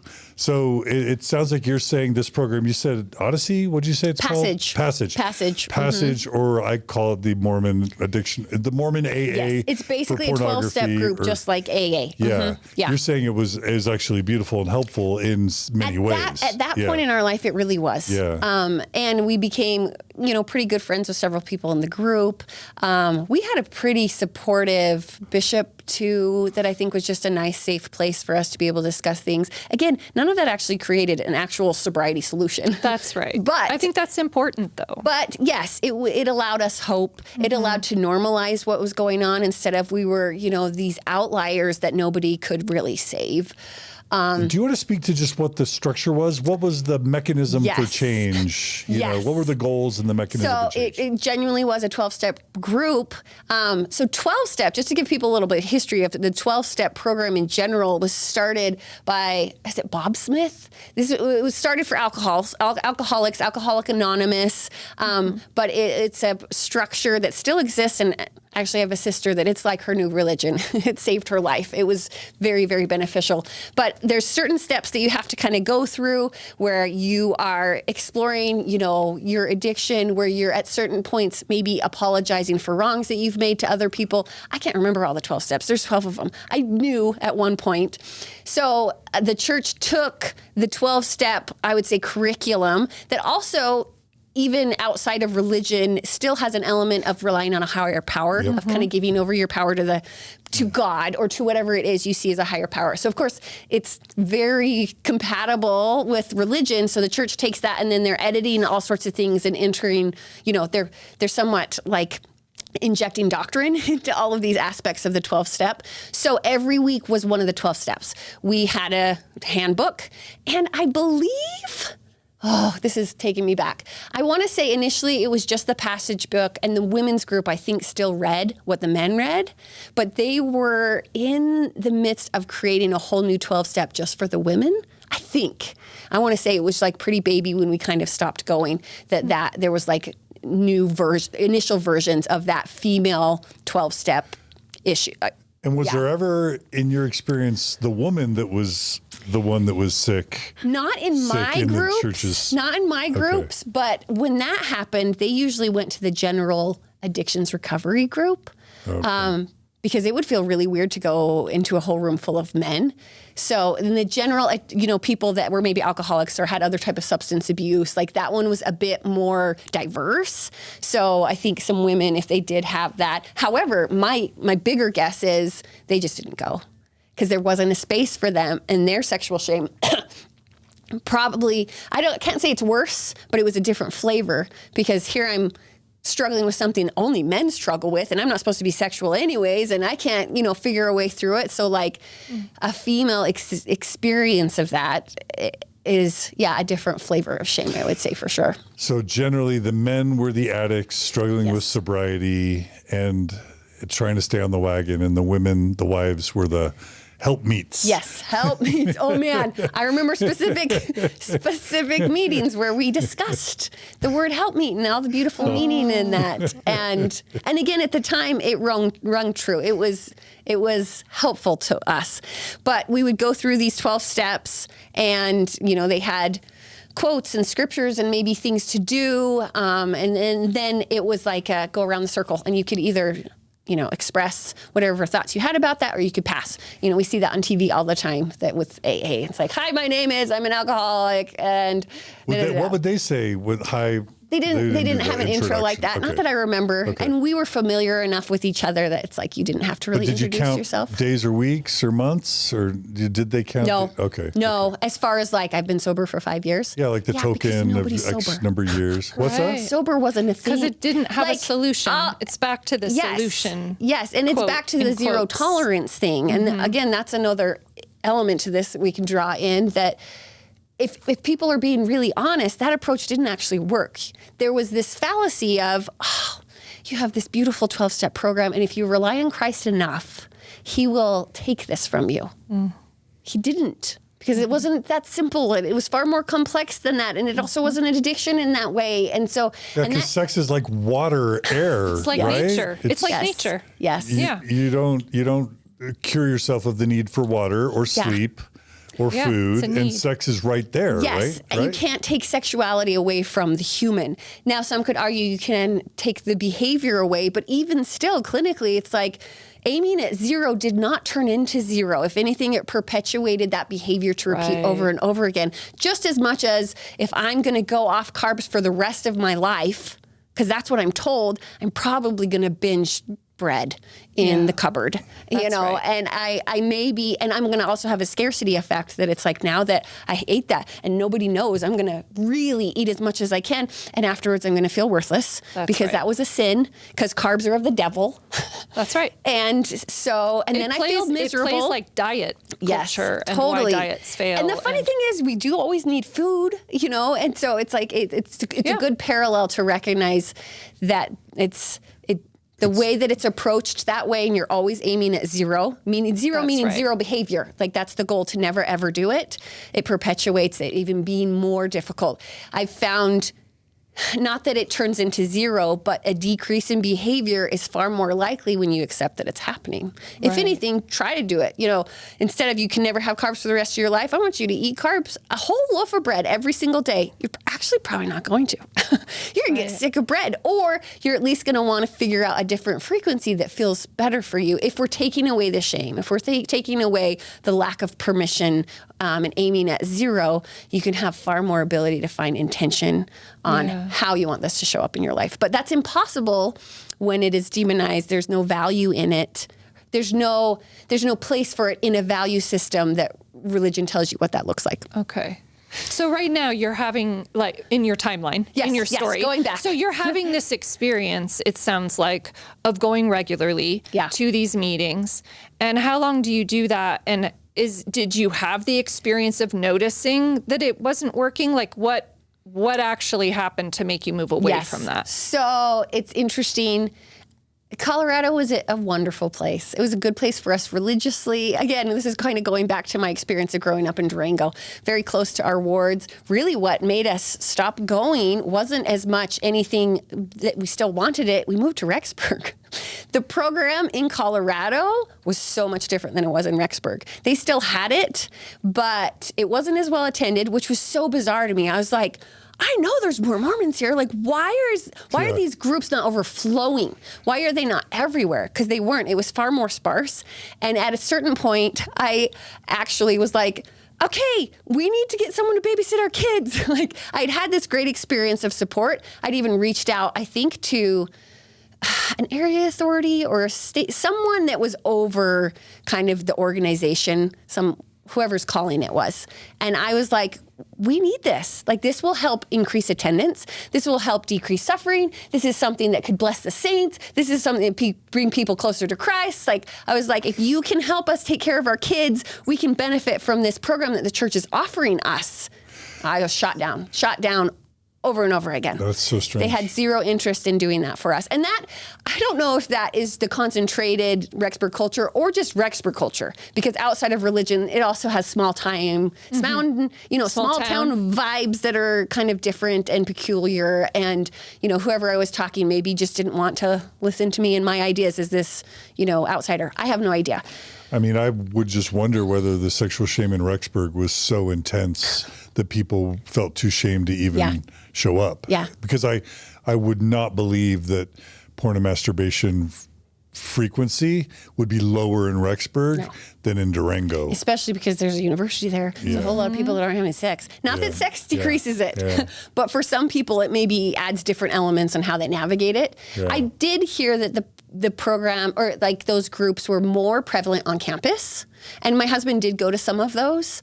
They were, I would say, more well attended, but the community at large, interesting. I want to say there was like maybe 2, and I could be off in my memory with that. Campus had way more, but the community didn't. And we were part of the community now. Like, we had been students, we had left, we came back, and now we're part of the community. And I was still wanting that. Like, I needed that piece. But because not only did I feel like it was harder because I couldn't get childcare, I probably could have figured that out. I was like, you guys don't care about this. Like, I felt unsupported by the program at large. And I was not as drawn into, like, it's no longer serving the benefit anymore. There's a different energy to it. Right. So we did attend for a while, but at a certain point it fizzled. Okay. It just wasn't as good as Durango, which is weird. Yes. Yeah. We were actually in Fort Collins at that point. So Durango was where I was born. But yes, Colorado, special people back there. Yeah. So how does your Mormon story progress moving to Rexburg? So a little bit back in Colorado, we both got our graduate degrees. So there were some intense and rough times. And really, this is indicative of at least my spiritual journey. There was one point where I was in grad school, Brady was in grad school. I was young women president. He was ward clerk. We had one kid and I was pregnant with the next. And so it was like intense. And I think he was also in his internship, which was student teaching at the time. He got his master's in English. So not only was I think he's still taking classes, but he was basically in the school. I can't remember if it was exactly that timeline. He probably is knowing right now. But really intense, like very stressful. And so much of it is because we were serving diligently in the church. Like young women's president, I was 20 something. Yeah. Wow. You know, I was still a baby and I was in charge of all these young women. That calling is exhausting. It is. It is so busy. I think, I mean, and I have been Relief Society president, but not in a family ward. It was in a student ward. But I think young women president's busier. There's different load for Relief Society presidents, but young women president, there's just so much you have to go to and plan. So And the expectations, don't you think, are so, I find them to be higher. The church cares, the Mormon church cares more about its youth than it does its adults. Yeah. So it's going to have higher expectations. So bigger stakes. You're going to ruin them or make them. So you better plan everything. And I was young and naive and also still very much in this, like, I'm going to be the best Mormon ever. I'm going to be the best young woman president ever. And I'm pregnant and so sick and so tired and in grad school and my husband, like we're trying to balance all of this. It was exhaustive. That is so much. And in some ways, I think a little damaging. At one point, he had gotten a different calling. I'm trying to remember the timeline. But again, similar things. He was working full time. He was in grad school. Like we were so busy. And because of his work schedule, he worked retail. And he couldn't make it he was called into young men's. And he couldn't make it to all of the activities because he would get either Saturday or Sunday off. He couldn't get both. So he'd get Sunday off and another day in the week, which usually seemed to like end up on mutual night. So he couldn't go. And there was a bishopric member that really shamed him. He like had this whole, I can't remember if it was in sacrament meeting or some adult meeting, that this talk on like, you just always say yes and you always show up and you make it work. And it was so pointed at like, oh my gosh, we are trying so hard. And here we are getting shamed that it's not enough. And so luckily he had talked to some other like leadership person and they were like, this is ridiculous. You don't need to have this calling. And they released him. But there was still, some unfortunate experiences in that of these expectations that were just unnecessary. Absolutely unnecessary. God will love us anyways. We do not have to prove it consistently and at the abuse of our own selves. And yet we felt like we kind of had to do that. But so we were both in grad school. We both roughly graduated-ish at the same time. And then Brady was looking for different jobs. He knew he didn't want to stay in retail. And so he got his job at BYU-Idaho, actually in the admissions department, which again was like super exciting thing for us. We had been renting for so long and in school and, hadn't had an official job, we'd been on Medicaid this whole time, like benefits and a salary and they're going to pay for us to move. Like it was like, this is dreamy thing. So we moved really excited. I was just getting ready to start seeing clients to start to work towards. In Colorado, they had different levels of licensing. So I was getting ready to start seeing clients so I could get my clinical license in Colorado. And then we moved. And so like I had graduated, but there was kind of this stop point in my professional work at that point because we had moved and relocated and we're kind of setting up shop in Rexburg. And so that was a new settling into life. What year did you move to Rexburg? Oh, what year did we move to Rexburg? I don't know. Is he saying 2000 something? 2011? 2011. Okay. That tracks. Because our third daughter, she turned a year when we had got there. No, yeah. Okay. Yes. 2011. Okay, he is correct. I'm just trying to get my timeline to match yours. Yeah. So he was working on campus, enjoyed it. There was a lot of positive experiences. There was also a lot of other experiences. That's his story that he could tell some other time. But for the most part, initially we were really excited. We bought a house. I didn't know if I'd ever buy a house. That was massive for me. And yet, ironically, all of these wonderful things were happening. We had a job, we had a house, we had a yard. I remember like looking out our back window and being like, our kids can play. I don't have to go to the park anymore. I would go to the park like every day, sometimes multiple times a day, because I just needed to be outside with my kids. And I could just watch them play in this grass and the trees. It was so lovely. And ironically, that first probably 4 to 6 months, I was kind of depressed. And I didn't know why. I was really confused by that. But I think for me, it was settling into the Rexburg culture. Yeah. Some of that is intermixed with religion. Some of that maybe isn't. But I felt like, I don't know if I fit in with these people. Can I ask? Yes. Is there a difference between Rexburg town family culture and BYU-Idaho culture? Yeah, because we were both students at BYU-Idaho. And how's it different?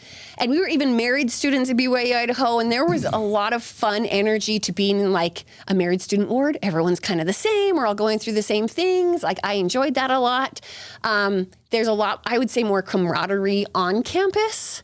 When you're outside of campus and you're in the family like zone, there is an interesting element. And again, I think this probably shows up in other small communities, but like people don't rely on their ward as much for that family piece because they a lot of times have family there. Oh yeah, all the locals are multi-generational. I mean, and even in Brady's parents still lived in Rexburg, so he was there a couple years later. His sister moved there. Like wow, so the wards aren't as strong. They're not. I would say, I guess it depends on how you define strong. They are not close. Social. Absolutely. They're not as socially. They are not as social. They are not as close. They're not as intimate. Because every Sunday you're with your extended family for dinner. Yeah. Or you'll go to your ward, but you're not putting intention into developing those relationships. Like in Colorado, we were in probably 4 different wards, even though we didn't move a lot. For some reason, every ward we were in like split. So we were in a lot of different wards, and over, I was like, realizing, okay, here's the ward, at least the people that were regularly attending. Within the year, I would have a conversation with almost all of them. We would know each other on a first name basis. There would be a relationship developing. So I go to Rexburg and expect that. I mean, and there are people, I've still lived next to them or near them for probably 12 years and never had a conversation with them. And for a huge chunk, I was probably in their ward. Wow. So it just was not the same feel. And other people might have different experiences. That was absolutely mine. I would say that was not our North Logan experience, right? Margie? That it was more... I kind of feel, I can see a little North Logan in that. Yeah. But I think you definitely have an amplified version. And that could also be maybe our wards we were in. We lived a little bit out of town, a bit more rural. There's a lot of like ranchers, a lot of kind of more agricultural, whether it was families or communities, and that might somehow have its own influence on the ward energy. However, one of our wards we lived next to, like we were and still are on just kind of a tiny street that has like 10 houses, but we backed up to a big subdivision. And in that subdivision, there was a lot of people that worked on campus, a lot of professors and still with that ward, though, I just did not feel the close camaraderie that I felt with my Colorado wards. Yeah. So not only am I not feeling like I have a ward family, also I just didn't feel like I fit in. I felt very different. I don't think I looked much different. You know, I was the classic young mom with kids, staying home. I fit all of the stereotypes of my age demographic, but I felt so different. I feel like I saw people that maybe were visibly different. They'd like, be smoking or have a tutu. And I'd be like, oh, I want to talk to them. I want to be their friend. Like almost felt this urge to diversify my experience just for the sake of diversifying. Yeah. And also proving of like, I love all people. I don't want to be narrow-minded. I think there was some of that of like, there's the us and them. Everyone is Mormon there, whether they're active and attending. And I think now that we're out of the church, I'm seeing that not everyone may be. People can assume that we're active and attending right now, and we're not. Yeah. But like majority of my kids, my son right now is getting ready, and he talks about it a lot. And he has his own really cool and unique story, but most of his friends are going to be leaving on missions. He's a senior. And it's like so starkly obvious to him that like that's what's going to happen with the majority of his friend group. Whereas Colorado, cool, someone's going on a mission. What is that again? That's just such a different thing. So I was feeling pretty low, and I think I was able to kind of rally through that, and I don't even know specifically what helped me. I was acclimating, I guess, to kind of the culture, to kind of the people, trying to find relationships, because there's still wonderful people there. And so it's like I'm throwing a broad blanket over Rexburg, which isn't fair. There's a lot of wonderful, genuine, even nuanced, even progressive, even, there's a myriad of people, but there is a majority feel to a certain way of acting and living and seeing things. So when did the tension start developing in your kind of Mormon journey as a family? That is a good question. So 2011, we moved there. 2013, I actually started to work on campus. So I was to a point where we'd settled in enough. I was like, okay, I want to definitely get my license, which the licensing regulations were different in Idaho than they were Colorado. They're actually easier, which is very typical of Idaho. Idaho doesn't regulate as much, which sometimes is an advantage and sometimes a disadvantage. But I knew that I had to start accruing more clinical hours and get supervision.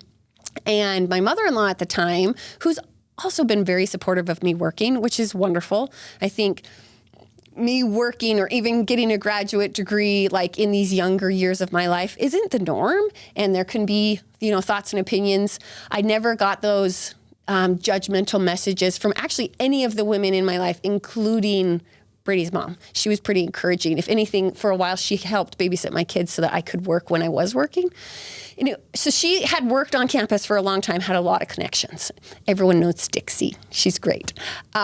So she had connected me with the department head at BYU-Idaho, and I thought I was just going in to discuss, okay, I need these internship hours. Do you have any ideas? I was hoping maybe it could be a networking opportunity for him to hook me up with some place to be. I had explored someone else as a supervisor, and it wasn't at all a good fit, and that kind of totally fell on its face. And so I lost my steam for a while, but after I met with this department head, by the end of it, he was like, awesome. We would love you to come see some students and we'll pay you. They paid me like $10 an hour to start up with, which at the time I was like, $10 an hour, that's amazing. I felt, because usually with internships, you don't always get paid. I thought that was glorious, but now it's looking back, it's like, oh my gosh, they got so much value for me that did not turn into dollars, even years after I'd been there. So you did an internship at BYU-Idaho? Well, yes. In the student center there? But in the counseling center, I guess the state would consider me an intern, but they, at least on campus, they don't always, this is a little bit different when you're working in the private sector and you're dealing with insurance and stuff. They had people that maybe didn't have clinical license, maybe they had PhDs, they had a myriad of, I would say, clinical professionals. And so they just kind of treated me as someone else, and I just saw clients. They kind of threw me in the deep end, which in most ways was good, even though I was like, oh my gosh. The first time I saw a client alone in the room, and I was like, what am I going to say? This is terrifying. And I didn't have a whole lot of mentorship. I did have a supervisor, but we only met like once a week. And so, they kind of just threw me in, and I just started seeing clients. And so from there, from 2013 till a little bit after COVID, off and on, they had me come on. They usually had me come on a little bit into the semester because they had a lot of full-time faculty. Well, I guess they didn't call them faculty. They had full-time therapists there. And once their calendars were all full, they had the part-time people come on to help with the wait list, which really happened rapidly. Like there was a huge need on campus and a lot of students that were seeking out their services because they were free, which is awesome. Like I loved that was a resource. So I worked with college students for years, and I kind of worked up to certain client loads. It kind of depended on the semester. At one point I had a baby and I went down in hours, but then I worked back up again. And that's where I got a lot of my clinical experience, which overlaps a little bit of my spiritual experience, because now I have a front row seat to very specifically Mormon suffering. Not all of that had to do with religious stuff. Of course, there's anxiety and depression and PTSD and, there was no specialty. I did not have the privilege of actually practicing a specialty because I just got whoever they threw at me. And we did couple stuff too, which was good. Again, like I had a good large base of experience. Other than the fact that I mostly worked with college students, I didn't get a lot of good adolescent practice or older adults. Was it called CAPS, the counseling center? No? No, Okay. they just called it the counseling center. And I'll just say, when I applied to grad school, I applied to BYU, and BYU Provo has a rich tradition of counseling and psychological services. They're in the basement of the Wilk, and I was just shocked at the very early stages of Mormon Stories how there were BYU CAPS psychologists who were followers of Mormon Stories. Oh. And not necessarily because they weren't believers or weren't, committed to the church, but I was covering scrupulosity really early on. Yes. I was covering sexual shame and mental health and faith crisis support. Mm-hmm. And very, very quickly, BYU Provo counselors in the counseling center found Mormon Stories content to be very useful. And then I was shocked as I got to know many of them, who I don't know, I think none of them are still there, but they were very liberal, very progressive. And I as I was going through my faith crisis, I would have just assumed that the counselors at BYU Provo would have been really awful, terrible, unprofessional, unethical practitioners. Yeah. And it was the opposite in my experience. Yes. The professionals at BYU Counseling and Psychological Services were top-notch, ethical, professional, followed the ethical code, and even progressive by even modern Mormon standards in terms of how they would approach same-sex sexuality, suicidality, faith crisis, porn, masturbation, all that stuff, OCD, cutting edge, top notch. Now, I can't say that's true today. I just got some disturbing reports just this week as I was putting out feelers about Clark Gilbert and BYU Provo now. I give all that as a setup for the question of what are you able or comfortable to say about how BYU-Idaho's counseling services was meeting the needs of its students. Yes. Okay. First, I'll comment on a couple of things. It only makes sense, actually, that they found Mormon Stories because those are the stories that were showing up in their office. And we did not, and still, I think, do not have enough spaces therapeutically. There's some that are getting better. Mormon Mental Health Association, I have to put in a plug there. Natasha Helfer has started that. There's a lot of wonderful clinicians, actually in the church and out of the church, that are part of this association to provide really research-based, effective, therapeutic approaches for Mormons specifically as a demographic. Right. So it's no surprise to me that they're listening to Mormon Stories because it's this is our clients. I want to know, what are John's thoughts? What are their thoughts? We need more resources. And it doesn't also surprise me, even though I know it's not a perfect... It doesn't track perfectly, but I think in order to show up effectively as a therapist, really conservative perspectives are unethical. So you can't survive well and provide really good services if you are rigid and stuck in certain ways of viewing life and others. That's my view. Mm-hmm. BYU-Idaho Counseling Center, wonderful people. And really, not that I had experience of all of the other departments on campus, but the ones that I did, I was like, these are far more my people than anyone else. They are doing their best to provide really good services. At a certain point, and this is its own other story, but I was part-time for a long time and then was ready to go full-time, and I interviewed. And in that interview, they asked me specifically, how do you use, I can't remember how they worded it, but it was essentially how do you utilize religious concepts with therapy? And they were looking to make sure that wasn't how I was leading sessions. They were basically checking to make sure that there was an ethical division. If that is a part of a client's therapeutic path, we can lean into that, of course, whatever that looks like for a client, as much as I could with someone that's Jewish or Catholic or whatever. But I'm not leading with that. That's unethical, and that's actually really common for some. I have clients that are like, my therapist was telling me to ride this bishop or to read this scripture passage, or, things like that. That's very backwards. Like, you can't lead with something that is not a therapy approach that is researched and backed. So my experience of the counseling center and the people there was great. I didn't have as much association with them as I wanted because I was part-time, and I basically went in and I saw my clients and I left. They had a lot more interactions with the full-time people. There were some I got close to and I really appreciated, but I wished I could have a little bit more collaboration or, discussion of cases. They had those set up, those staffing things set up for themselves. But I just wasn't privy to that because I, wasn't a full-time person. So overall, for BYU, I can't.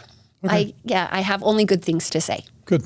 What was it like for you to, what would I say, tap into the unique suffering of students and really seeing it through maybe more of a Mormon lens? Yeah. And did that impact at all your own kind of spiritual questioning? Margie, you're doing good. You're bringing me back to my story because we took a little detour. Because really that was the beginning of parts of I would say my spiritual exploration. It didn't turn into maybe deconstruction for a really long time, but I had a front row seat of that Mormon suffering. And it was too hard to not see the shame splattered everywhere. And that wasn't only sexual shame, but that was a huge piece. I would say there was more sexual shame than there was generalized shame, but there was still a whole lot of all sorts of flavors of shame. And so I came into this with my baby therapy skills, and I'm seeing shame everywhere. And I actually discovered Brené Brown, which she has incredible research-based work around shame and shame resilience and empathy and vulnerability and all of that stuff. So I was like, sweet, here's all my clinical stuff. Here's things that I'm learning from her. Like, let's take this into the therapy room. And that was a huge benefit. And I think, something that aided my clients a lot because I was seeing this shame, some of it coming from religion, some of it coming from other places.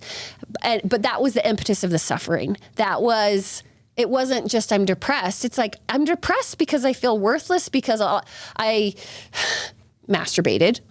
That was a very, very common story. Or I feel worthless because I'm not perfect enough. Scrupulosity. I definitely discovered that. I actually had a client bring that in, and I was like, because he had read a book and he's like, I think I have scrupulosity. I was like, I have no idea what he's talking about. I need to look that up afterwards. Because I never had classes on scrupulosity. I didn't understand what that is. It's a religious OCD for those that are out there. I know a whole lot about it now. I definitely got my experience in the trenches. So I'm trying to, that became my whole platform of how can I decrease this shame? How can I help people feel like they are, like I kind of said at the beginning, that they have value, and their value does not exist because they're achieving things or they are in certain relationships. It just exists because they are alive. And at that time, there was, again, a lot of compatibility with how I experienced Mormon doctrine. That I was like, oh my gosh, this is totally in the scriptures. Oh my gosh, godly shame versus worldly shame. That's the difference between shame and guilt.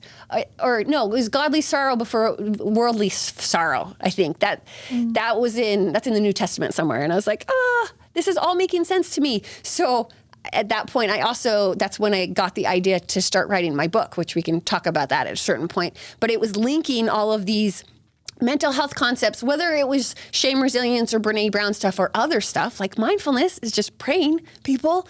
You're doing it when you're going to the temple. Mindfulness is so good. It helps you ponder. It helps you be aware. It helps you feel close to God. A huge mental health skill and tool is mindfulness, as well as all these other things that I'm learning, and I'm thinking, gosh, the gospel is teaching us these things. So for a while, I don't know if it strengthened it strengthened my experience of the gospel. The things that resonated with me, I was doubling down on, awesome, love there. I'm already there. These are already things that are helping us improve and helping us feel better. And yet over time, as I'm using these models, there's some things where the shame still is getting stuck. and getting stuck and getting stuck. So I'm like, I'm doing all these things that are actually clinically supposed to be helping people feel better. It's supposed to be decreasing the anxiety and depression, and overall quality of life is supposed to increase. And in some ways it is. Some ways the shame is decreasing. And in some ways, it's decreasing to a point and it's totally getting stuck. And a lot of that, I would say, was around sexual shame. It far more was getting stuck with sexual shame than it was other generalized shame or, religious shame or whatever kind of things you're going to say around it. Because part of this treatment, if we're looking at pornography and masturbation and we're seeing this as an addiction at that point, and we're treating the addiction. And so if we're treating it, the idea is the treatment eliminates the behavior. If I'm an alcoholic, I don't want to I'm not going to be maybe a responsible drinker. I need to get rid of that. So with pornography, with masturbation, we just need to get rid of that. That's kind of the approach.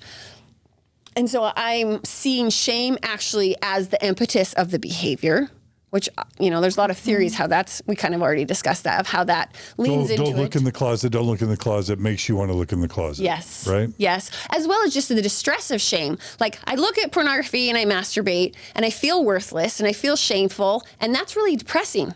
That's right. And what helps me feel better, this coping mechanism that actually gives me a super shot of, all sorts of biochemicals that feel really good in an orgasm. And that's a temporary fix to this cycle. Now, I don't think that cycle is complete. I think it's more complex than that. But in these approaches, I'm taking out this shame piece, and it's like, let's work on this, and then the behavior is going to decrease. And it kind of did, but it didn't go to zero. So I was like, nothing is curing these people. No one is no one's sober. No one's sober forever. Yeah. And I was getting so frustrated with that. I also there wasn't good researcher support. Not that my colleagues probably could have been helpful, but I had my own clinical shame. This is like as a little baby therapist of like, I don't know these things. I can't tell them I don't know these things. Like, I had maybe issues around reaching out and trying to be more vulnerable of like, this is what's showing up in my room and I'm having a hard time around this. As well as there were certain things that I was discussing differently, namely with masturbation, that I was like, I don't know how they're going to handle that. I was becoming far more aware actually of the research around masturbation just specifically. And that's actually pretty healthy sometimes. It can induce labor, it can decrease blood pressure, it can help with vaginismus, that I'm seeing this as not problematic at all. And in an appropriate fashion. Everyone can kind of determine what that looks like. Anything in excess is unhealthy. We can say that about all sorts of behaviors. But to say it's happening frequently for any one person doesn't necessarily mean that it's problematic. So it's like, okay, nothing's helping. I'm getting frustrated. I don't have other resources, but I am learning, and I'm expanding my perspective of what this problem is. I'm becoming far more sex positive. I am also utilizing different ways to create more sex positivity with couples or with individuals. And now it's like I'm zooming out and I'm like, it's all sourcing from somewhere. It's all sourcing. It was hard for me to not see all of this as a systemic problem. Mm-hmm. Not just because of like the addiction model that was so leaned into and still kind of is. But so the purity culture, also just lack of transparency. People don't talk about this unless it's in the curated group where we can talk about it. Like, it doesn't get talked at Elders Quorum or in Relief Society, even though ideally that should be where people are really relying on each other and really opening up. Does Idaho have sex, like high school sex education? I think it's just abstinence. Yeah. And then Utah has something called maturation, but like people like, Brad, what's his name? The young men's presidency. Oh, Wilcox? Brad Wilcox goes around and literally teaches a mini sex education course that's actually, it's weird. Like there's no sex education in Utah or Idaho. I think my kids had, I don't know if they had a whole lot about, we will say sex and intercourse, but about puberty and differences in bodies and health. Yeah, sexual health, even though I don't think that's complete because sexuality is piece of that sexual health that they need to discuss with children. But contraception and... Yeah, I don't think so. Again, I'd have to actually ask my kids or my husband. He went to school in Rexburg too. But my guess is it's far insufficient, underdeveloped. Insufficient. Okay, so sorry, you were making a list and poor education and discourse. This is I think just part of the larger issue of at least sexual shame, because again, sexual shame was where I was hitting the wall the most. Right. Like, yes, there was other shame points that were still really hard to get through, but it was like, okay, well, we still have to feel shame if the behavior is still repeating. So you could never get past, like with perfectionism, which was also a different flavor of shame. You know, if they could accept being imperfect, they could have far more resilience, because there's no like zero tolerance of mistakes or perceived. Yes, it was more acceptable to be imperfect. That wasn't demonized. That wasn't really overtly a shameful thing. It was just, a different form of suffering around this. But with these sexual shame issues, it's like, it's been 2 months and I slipped, quotations again, people, and I'm just back down there again. I'm back down, and I must still just be worthless. I must not be good enough for God. And that was a really common thing you guys probably have seen in like your coaching and your experiences with people, that this belief of, I believe inherent worth for everyone else. I've served missions. I could ask them to tell me all these stories of people that, on paper maybe shouldn't feel very worth it, very valuable. And yet they so very desperately believed, that worth exists for everyone but me. Right. I am the one exception, that really I'm supposed to be better or different for God or for family. But really, like if I'm talking about the relationship with God, there was a flaw that was a very common internalized belief of like, I'm the one exception and I can't be at least imperfect in this way, especially when it comes to sexual shame, because I actually have to be perfect, or I just never can. Maybe the shame is so overwhelming. It's not about being perfect or getting rid of it. It's just like, I inherently believe that I am worthless. Yeah. And that's so deep. It's soaked into my bones. I can't move that. Okay. Wait, can I step out for one second just to update on you and Brady? Yes. For a second. Yes. Okay. So during, I guess, we've gone to a broader narrative. What I'm curious about is during this time, so now you're in Rexburg, you're working at the counseling center. Is Brady still in admissions? Mm-hmm. Yep. Okay, so during this time, how did you all, how were you relating to porn masturbation during this time? Did you put it on a shelf and just and then focus on different things? Did it become ultra defining, something that was looming that you really felt but tried to kind of deny? Like, how did it show up in your relationship during these years? Yeah, so good. Because there's two parallel timelines that are relevant actually to my spiritual journey. Part of it's personal and part of it is professional. And of course, there's overlap. So yes, during this time, I'm learning these things. I'm working with clients. I'm seeing it over and over. And it's still somehow showing up in my personal life, which was evolving. Again, we had better communication skills. I think we were trying to deal with it in different ways, but it wasn't gone. It wasn't like he was, again, sober or free from it. And there was ups and downs. I would say, to a less suffering design, like we still had hard points, but we were rallying from them and we could handle it, and it didn't feel as hopeless. But because of this, I've got personal meaning and I got professional meaning. I am doubling down and trying to learn things like that. Was also part of my understanding of just better sexual health concepts and sex positivity. I was listening to all sorts of podcasts and I was desperately trying to find more resources that helped me personally as well as professionally. So things like Jennifer Finlayson Fife. I didn't actually discover Natasha for a really long time. I wish I had discovered her earlier. There was other places that were positive, and there's other ones that actually weren't so great. Some podcasts that really leaned into the addiction model that, I didn't maybe know as much at that point to recognize how that wasn't good therapy. But personally, I feel like we were mostly on an upward tick, but there was some still ebbs and flows of that. Like it was still difficult at times, still hard for one or the other.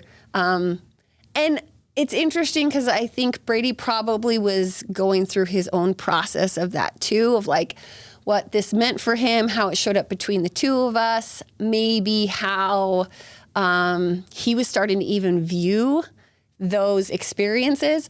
But we did come to a turning point, and actually this was interesting, I think, for us as a couple, as well as maybe our spiritual journeys, that we came to we were discussing this. There was 2 turning points for him, and only one that I remembered, that we were starting to talk more openly and more directly. And, oh gosh, I'm not remembering what he said. Like, there was a conversation where I said, Brady, you're going to have to tell me what I said that was so meaningful to you. Oh, he was more direct, and he's like, what do you want from me? You know, as we're somewhat repeating a struggle, like interaction over and over again. Sometimes that was better, sometimes that wasn't. And so I asked him what he wanted from me, and he said that he needed me to be less reactive. He needed me to have, less of an emotional overwhelm with that. Around him disclosing, really, of any time that he was going to bring it up. And so for him, that was a big turning point, not only to say that to me, but then state of need. Yes. But then for me to be responsive to that I could be more aware of how much my reactions. And it's funny, now that I'm realizing I probably painted that maybe not completely accurate. Like, his experience maybe wasn't that I was reacting well all the time, when earlier I was maybe discussing that I was just handling this perfect. I wasn't. I was an imperfect person. So that was a turning point for him to feel like, okay, it's safer for him to talk about this. It's safer for him to be himself. The second turning point was, and it's interesting because I think this question had lingered for me, but for whatever reason, I was maybe afraid to ask it, even though I think even from some therapy platforms, I had known it was a good question to ask. I asked him, what does he even look at? Which was scary, because it's like, outside of that information, you're thinking of all these, really inappropriate and abusive and scary or whatever. You're not thinking of anything, but just the absence of information can be really scary. And when he told me, I was like, oh, I probably could have guessed that's something that you like, or whether it was the content or the frequency, it wasn't actually as scary or as alarming. And at this point, of course, I've had a lot of experience with clients with myriads of ways of how that showed up. It wasn't pathological. No, it was not pathological. It was normative. Yes, maybe. And it wasn't even threatening to me, that it was like, okay, I can handle that. Maybe I like that too.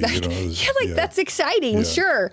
And I've seen that play out with other couples when they can be more honest around it, as long as they can do it without that judgment, because some might have more, I would say, extreme interests or fetishes. Yes. And fetish even by itself has a very negative connotation when it doesn't have to be. Right.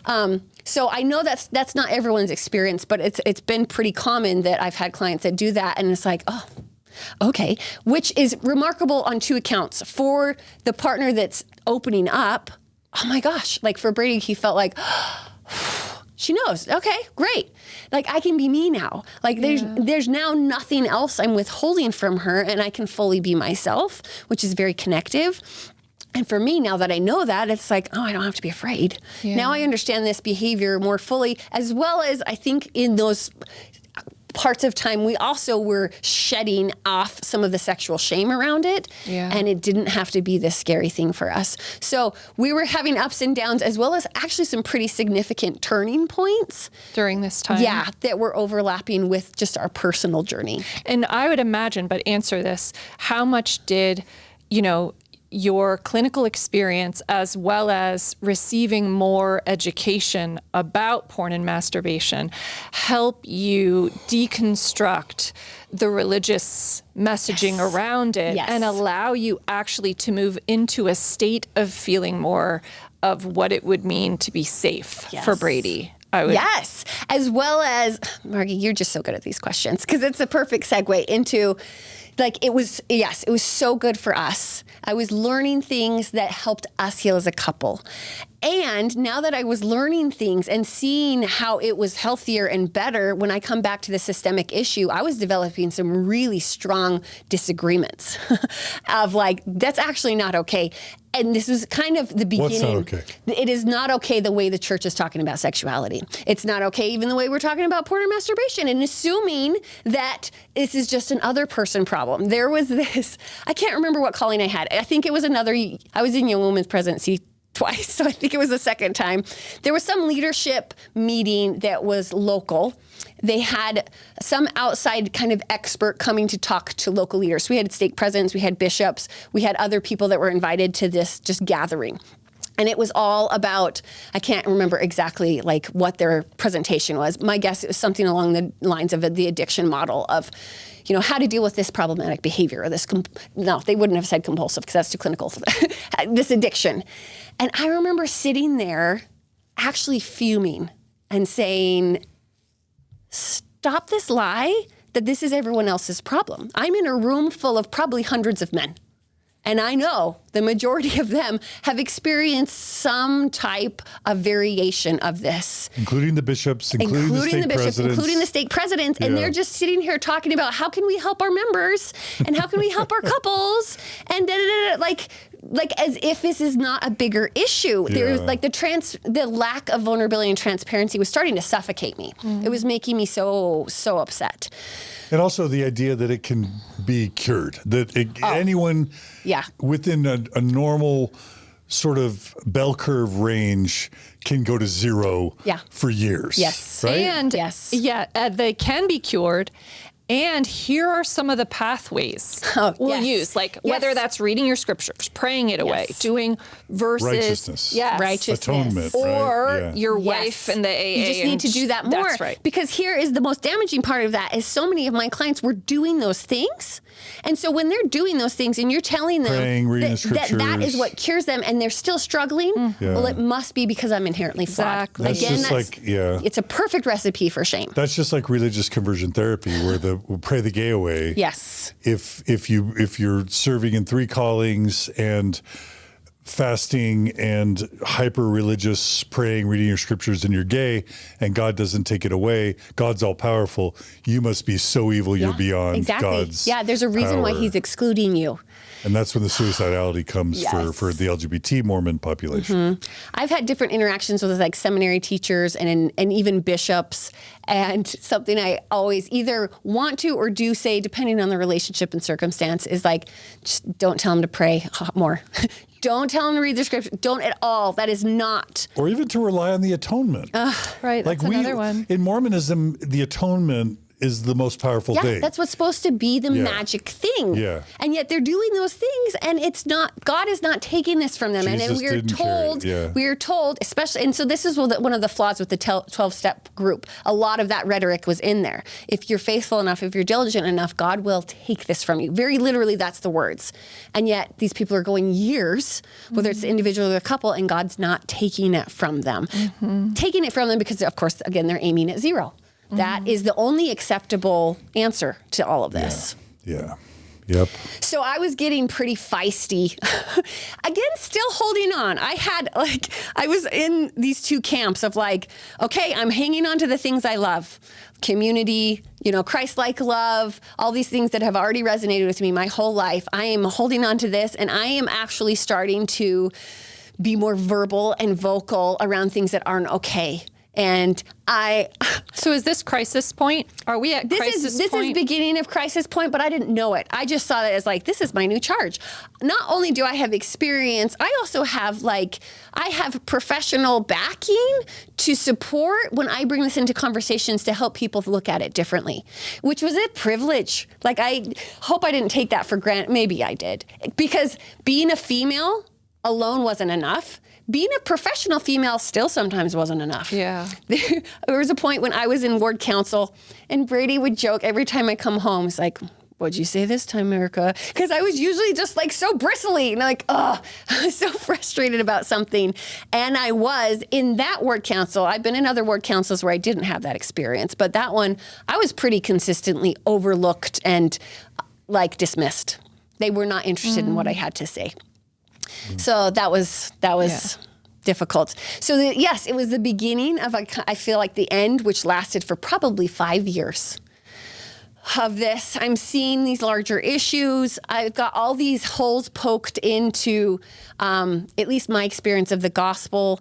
But again, I'm holding on really strong to the other things that are important. So I'm shelving things to the point that it wasn't just a shelf. It was like this armoire. I had drywall screws holding it in, but I'm throwing things into there because I'm so committed to like, Jesus loves you and I love you. And let's just stick to that. Can we just, which is a trend. I feel like those most in distress are, again, this is my experience, but my experience with a fair amount of spiritual trauma, I would say, those that are still hanging on are doubling down around Christ-like love.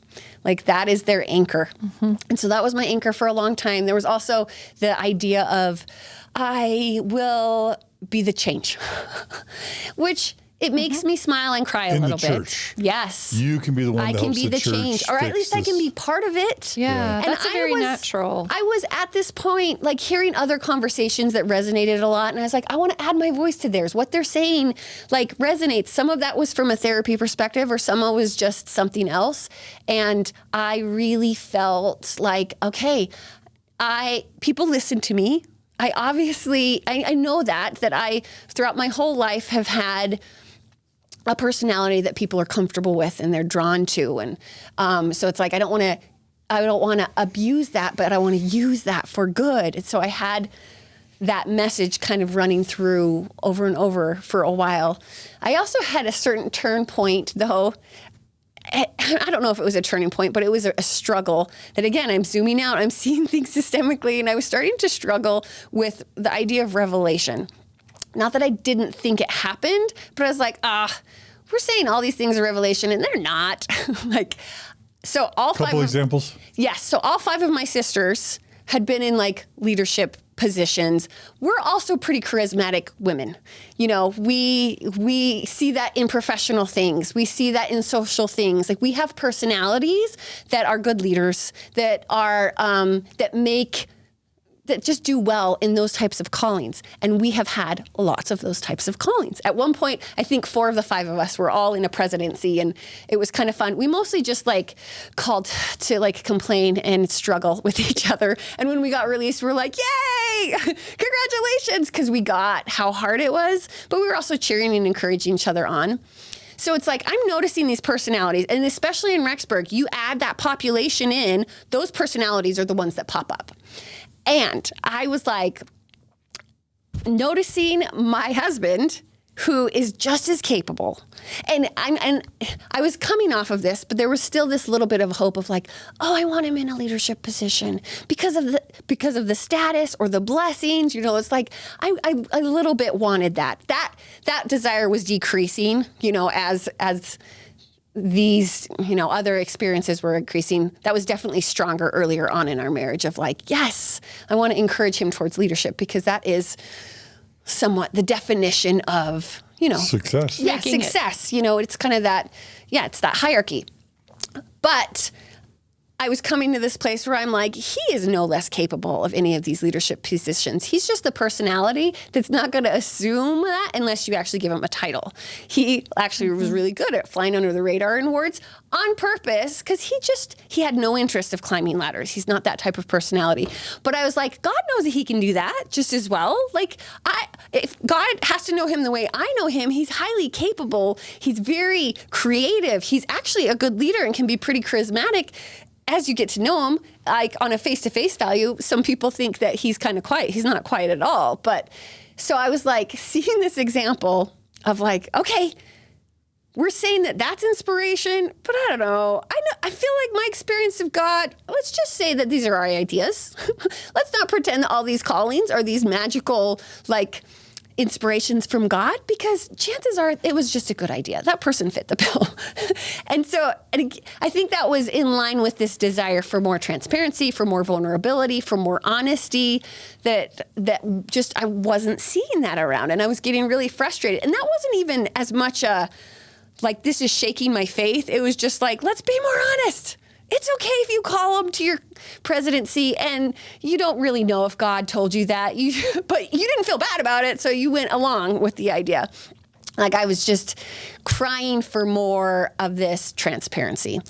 because I also was going to church and hearing how people were interacting, hearing testimony meetings, which is a little sad. I loved testimony meeting for so long until I realized, I'm working with people and I know what's really going on in their life, and nobody talks about the real stuff. No one really is opening up and being vulnerable, which again, back to Brene Brown, principles of vulnerability leading to connection. I knew that was how it actually would bless us. That's far better for us if we're able to be vulnerable and real and honest and connect with each other. And I just felt like it was nowhere. Like nothing was very real.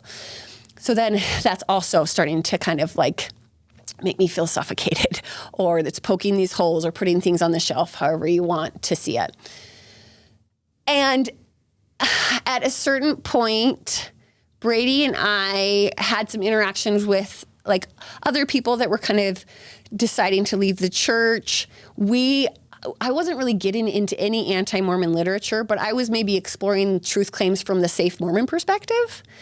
And at a certain point... through what venue? So like the essays. I think I read the essays. The Gospel Topics essays. Yes. Okay. And honestly, I don't remember. There might have been one podcast, but it was... And so... Because we got to a point where we were like, okay, we're officially done, even though we weren't able to fully be done. Like, I'll tell that story in a second. So before we officially were like, okay, we're ready to pull the plug, I'm trying to think what led up to that. And I think it was a lot of more me just feeling and reassessing things and asking, like, how do I feel about that? Seeing how the church organized things, seeing how, like interviews and not only how they're dealing with sexual shame, but just kind of how it operates at large. Like worthiness interviews. I'm also seeing that it's like, we are like, there's so much shaming language in the scriptures. Like I was just seeing all of these red flags. There was one podcast that I listened to. It was from a previous BYU historian, and it was around the happiness letter. And I didn't know any of that stuff. That was pretty shocking to me. This is Joseph Smith sending a letter to, I believe, a teenage girl, yes, basically manipulating her into a sexual relationship by claiming that what's unrighteous or wicked in one context is righteous in another. It's basically Nancy, I believe it's Nancy Rigdon, Signe Rigdon's daughter. Yes. Basically saying to her, what God calls wicked in one circumstance can be righteous in another if his prophet's involved. Yes. And I kind of am hot for you. Yes. Was that the summary. one that he used the flaming sword? Or is that a different one? No, but all that starts to come together when you start seeing Joseph Smith's approach to grooming young teenage girls into sexual relationships. Yeah.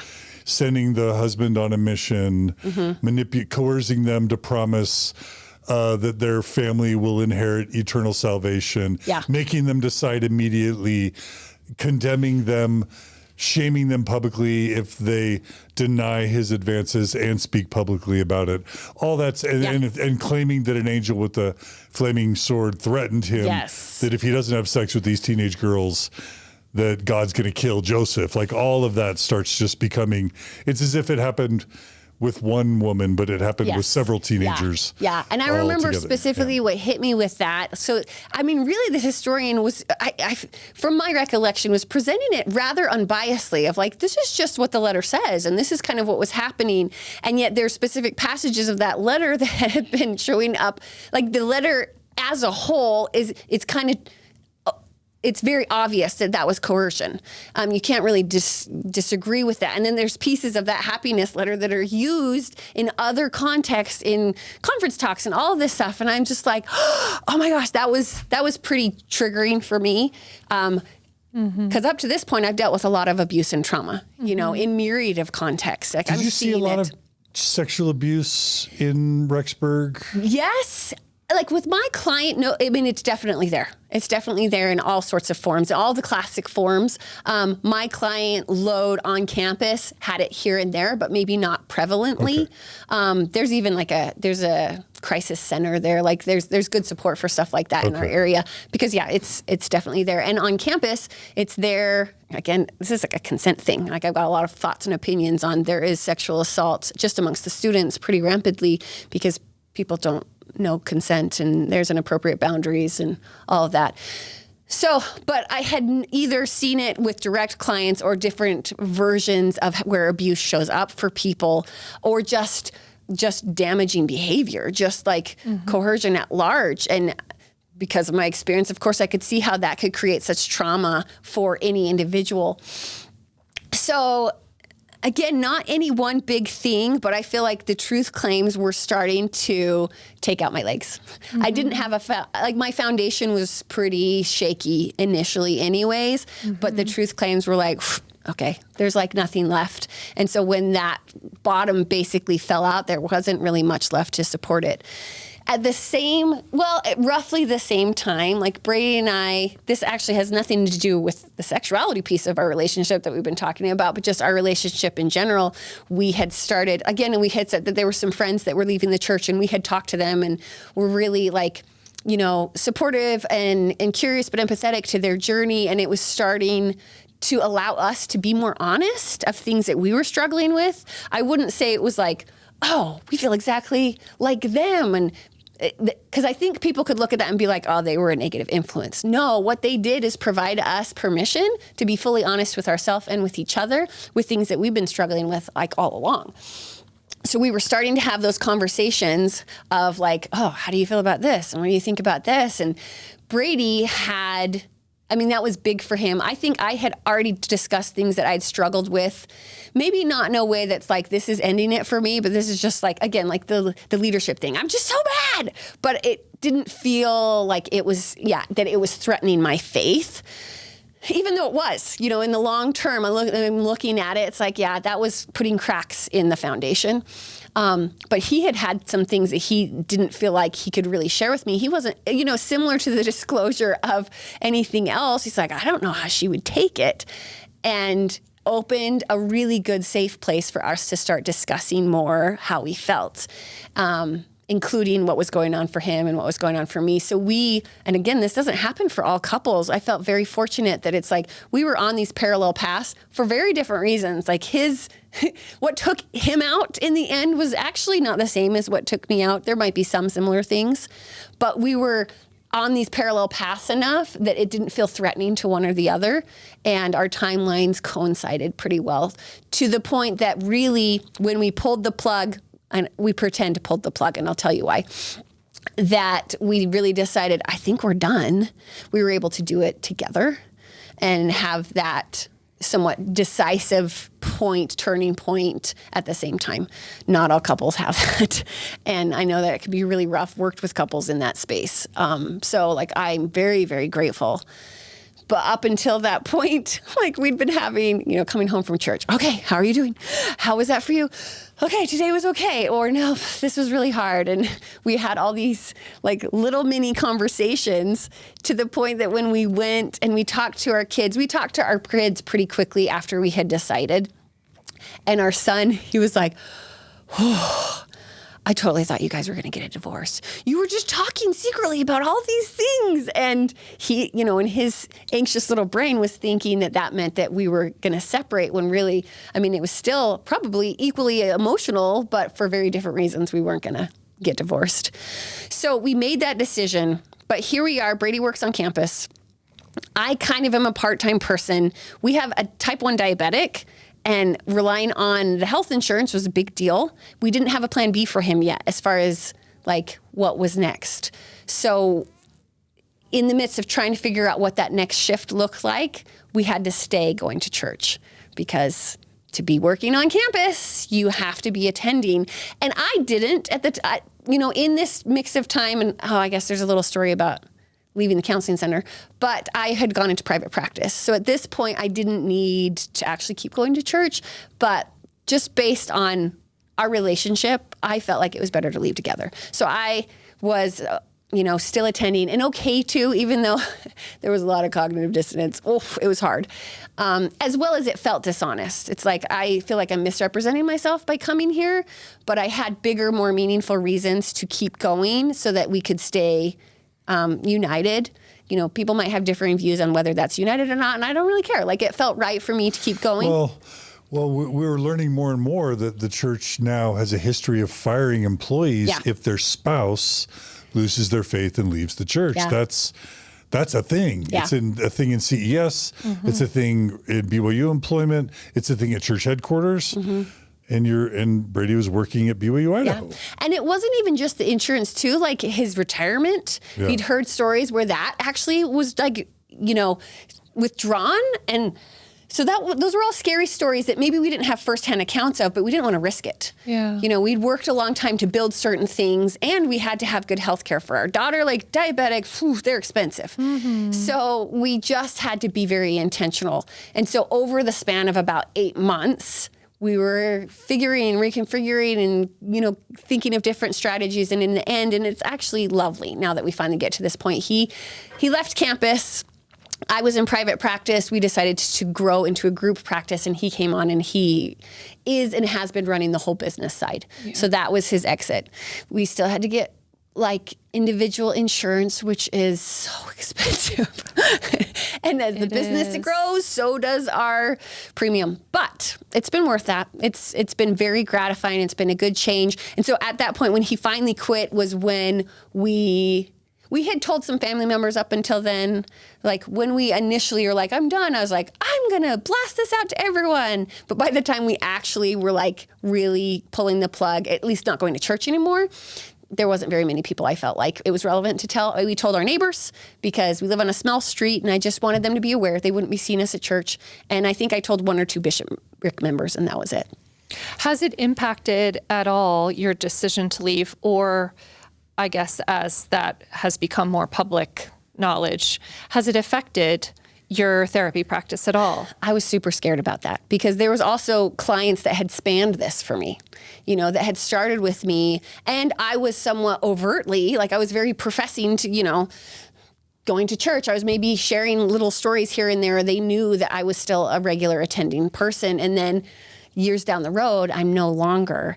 And yet bringing that into a therapy relationship is inappropriate. My life is not what's relevant. It's theirs. But sometimes I felt like I'm maybe misrepresenting, or they're making assumptions within this relationship that is unfair. So that was tough. I feel like there was 1 or 2 clients that I felt like it was appropriate to tell them just so that they knew. Just so that they were on the same page. And there's some others that I think have either figured it out or it doesn't matter. It's not going to have any bearing. But it was a concern. And for a lot of professionals actually in Rexburg, different types of providers, not even just therapy. Like I've heard of doctors, I've heard of other types of providers, even people like in political positions that their decisions around this or how they're perceived as the public can really have a damaging effect on their career. Absolutely. Trust. Yes. Right? It Yes. kind of can affect how. Yeah. I was going to ask, a lot of times Mormon bishops have a list of approved therapists and they make referrals. Yeah. So were you worried about losing bishop referrals if you left the church? A little bit, but that referral system in Rexburg isn't the same because everyone makes referrals. Again, since everyone's Mormon, you don't rely, unless you work for family services. Family services only works off of referrals from bishops. But in the community like Rexburg, like you're going to get referrals from all sorts of other people I don't think, like in Colorado, I was on a list. And I was really excited about that because that was going to bring me a specific type of clientele that, set me apart. In Rexburg, it was a little bit different. I don't think I relied on that. It's more word of mouth. Yes. And luckily, because this isn't everyone's experience, like I was able to build my practice and my client load fairly well, and it stayed at that. So I wasn't, at the point where I was pulling away, I had a pretty solid and stable client load, so I wasn't as concerned. I was more concerned about the clients I already was seeing and how it was going to affect them. That was my biggest concern. Yeah. Yeah. So I don't know if this is something you want to talk about next, but I mean, I'm curious how your sexual relationship evolved from the standpoint of this trauma, shame dynamic. Yes. Can I tell you one of the best things for my sexual development was? Leaving the church. And not even cognitively. My mom is so sweet. 'Cause we, had our own experience with dealing with this and me talking to her. But for the most part, we've had a really good, safe place where I could discuss this. And she was like, has it helped your sex life?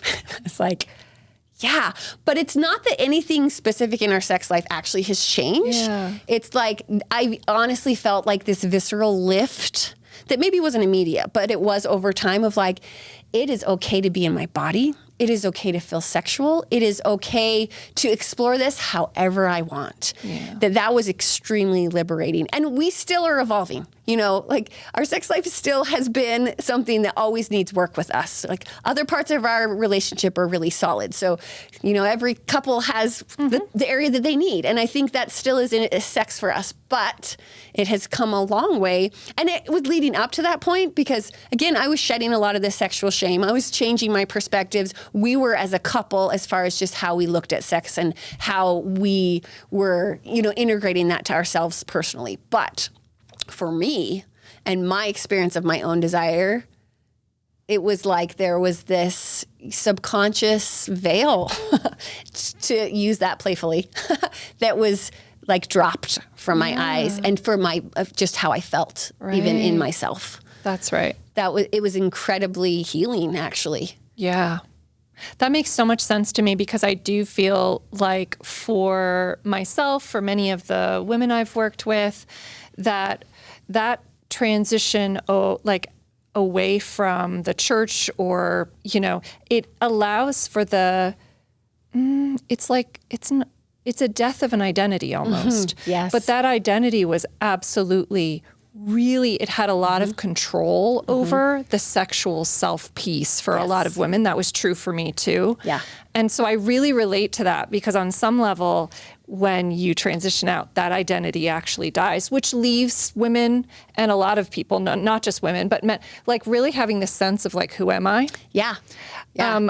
But within that, you actually have the freedom without all that messaging, without all that baggage that you're carrying. Yeah.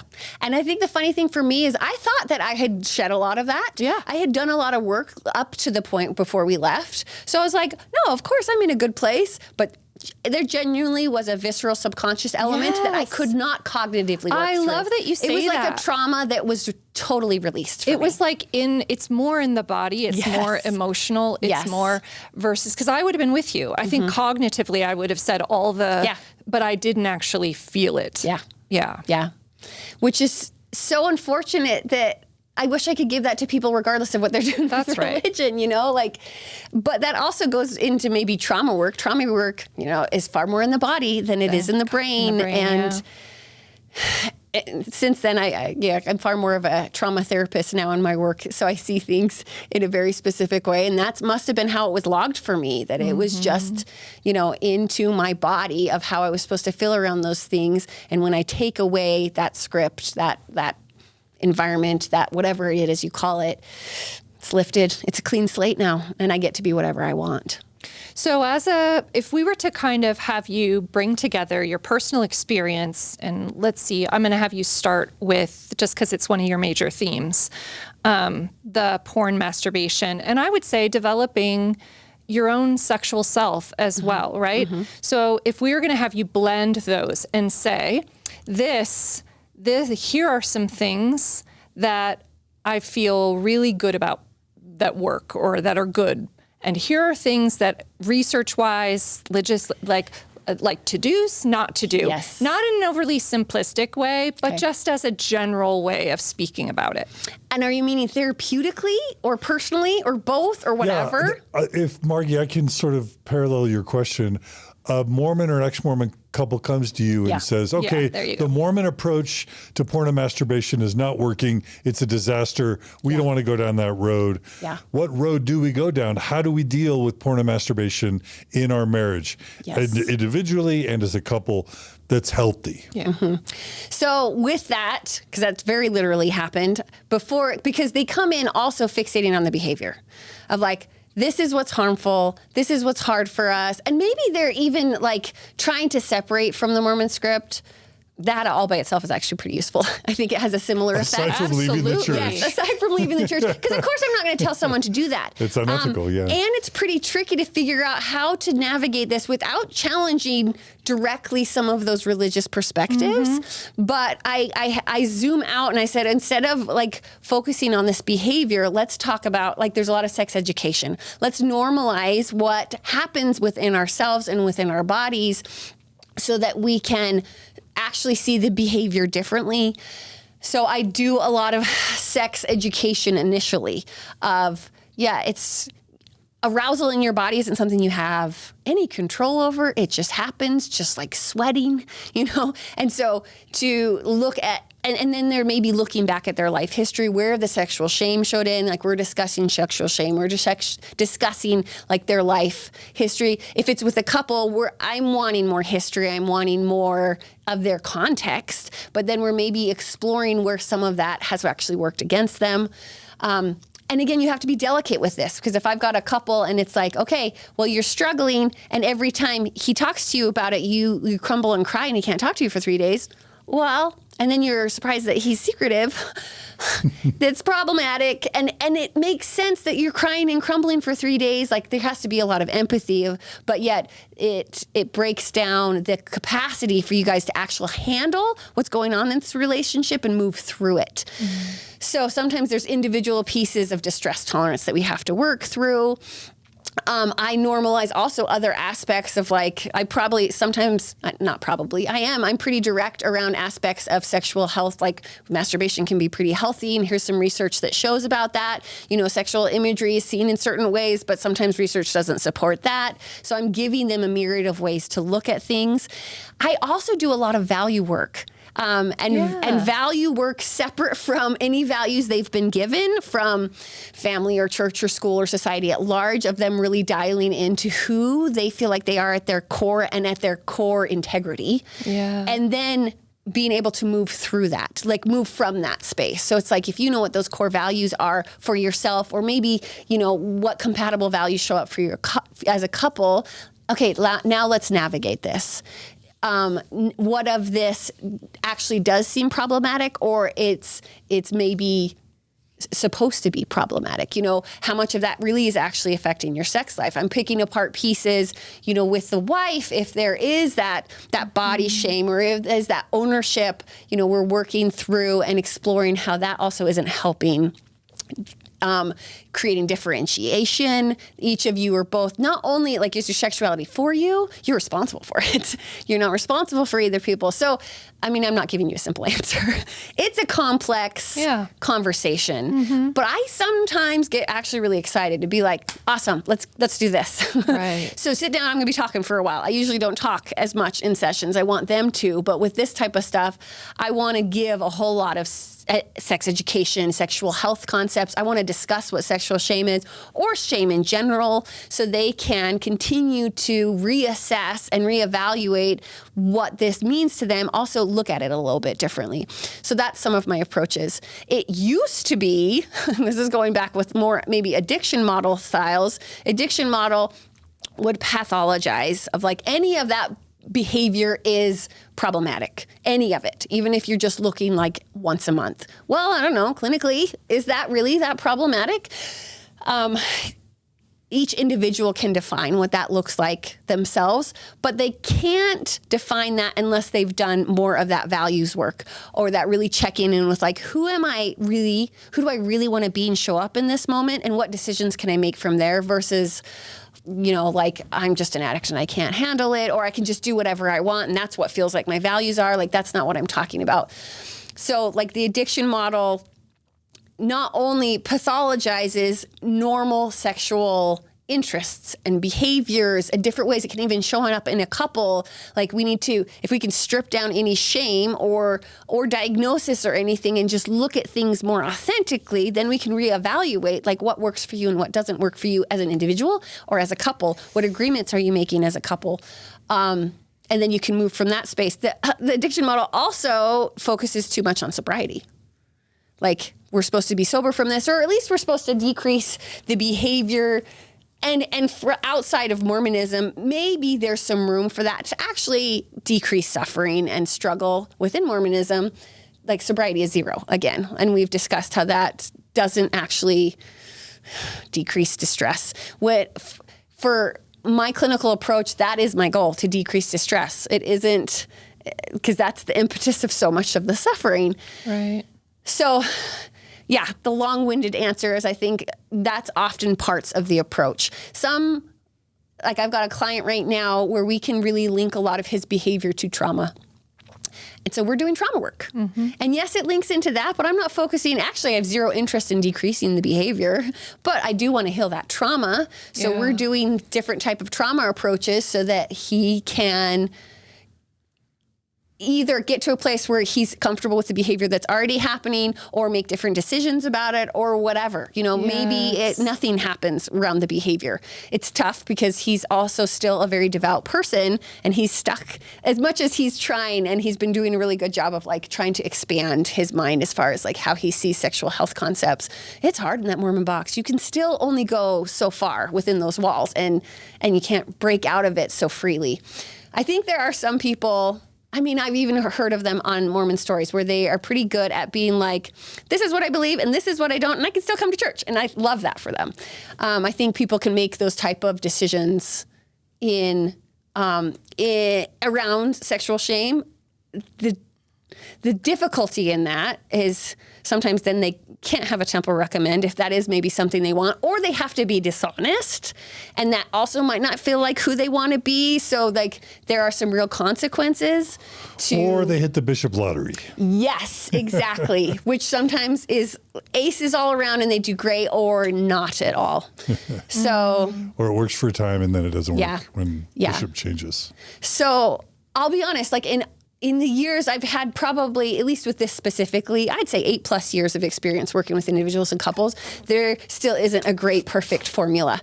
Like it's chunky and it's complicated. Which makes sense, really. Yeah.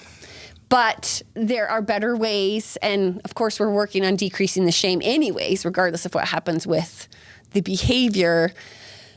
But I'm far better at, I think, a lot of these skills than I was earlier on. Yeah.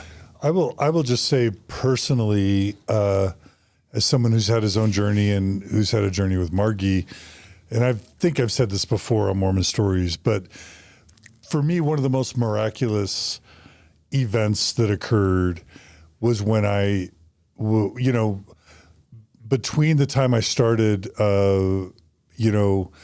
experimenting with masturbation and images, and the time that I just disclosed to Margie that I did that stuff sometimes, which was probably a period of 20 years. Okay. I would say started in 95, and we probably talked around 2012. It was just a constant increase of me just going into that shame cycle of feeling bad about it, but doing it, and then feeling worse about it, and then trying to stop it, but then being obsessed about it and doing it more. It was like this constant increase of behavior that I was not happy with myself. And again, I don't know how much of that's just developmental libido. That's the one piece I don't know for sure, because it was never okay before the point that I talked to Margie and just disclosed, thinking it was going to end our marriage. I sometimes look at pornography and or masturbate. But one of the most powerful, impactful experiences that happened was when I told her that, and after she managed her emotions, collected her emotions, she said, "I don't care, I love you anyway." I can tell you that for sure was the pinnacle of my problematic behavior as a Mormon would describe it. And literally from that point, it's been a decline of me even having interest in pornography. And or of masturbation. And again, I don't know how much of that is being in your 40s and early 50s. I still think of myself as very much having a libido. I don't think of myself as having slowed down.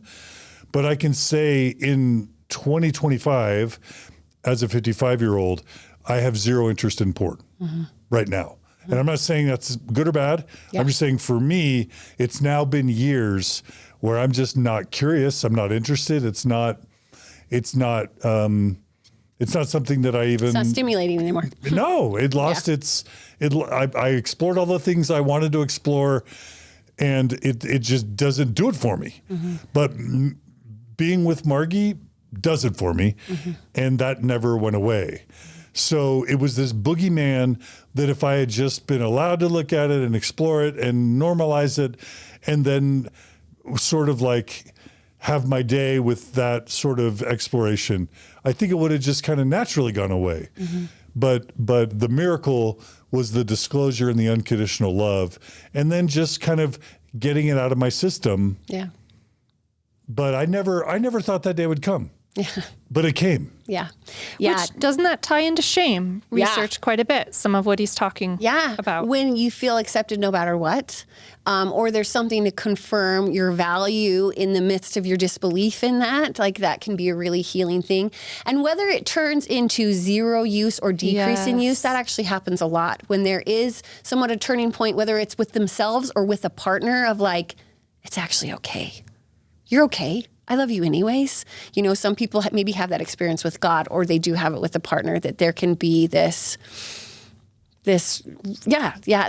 incredibly healing effect, which is sometimes shows up a lot in a decrease of behavior. I think for us, there was probably aspects of that as well as like, I don't care anymore. Do whatever you want. It's on you. And I genuinely no longer demonize it. That's right. Like, you can make your choices. I can make my choices. You look, you don't. You masturbate, you don't. I look, I don't. You know, like, we are able to hold space for that as part of our maybe sexual identity and interests without it being damaging. And of course, we're still assessing that. If it were to be, you know, out of control, or there are aspects that are really hurting us as a couple, that's a different situation. But it's not. And so the compulsivity element decreases with that too. Right. Absolutely. I do see that as the... Yeah.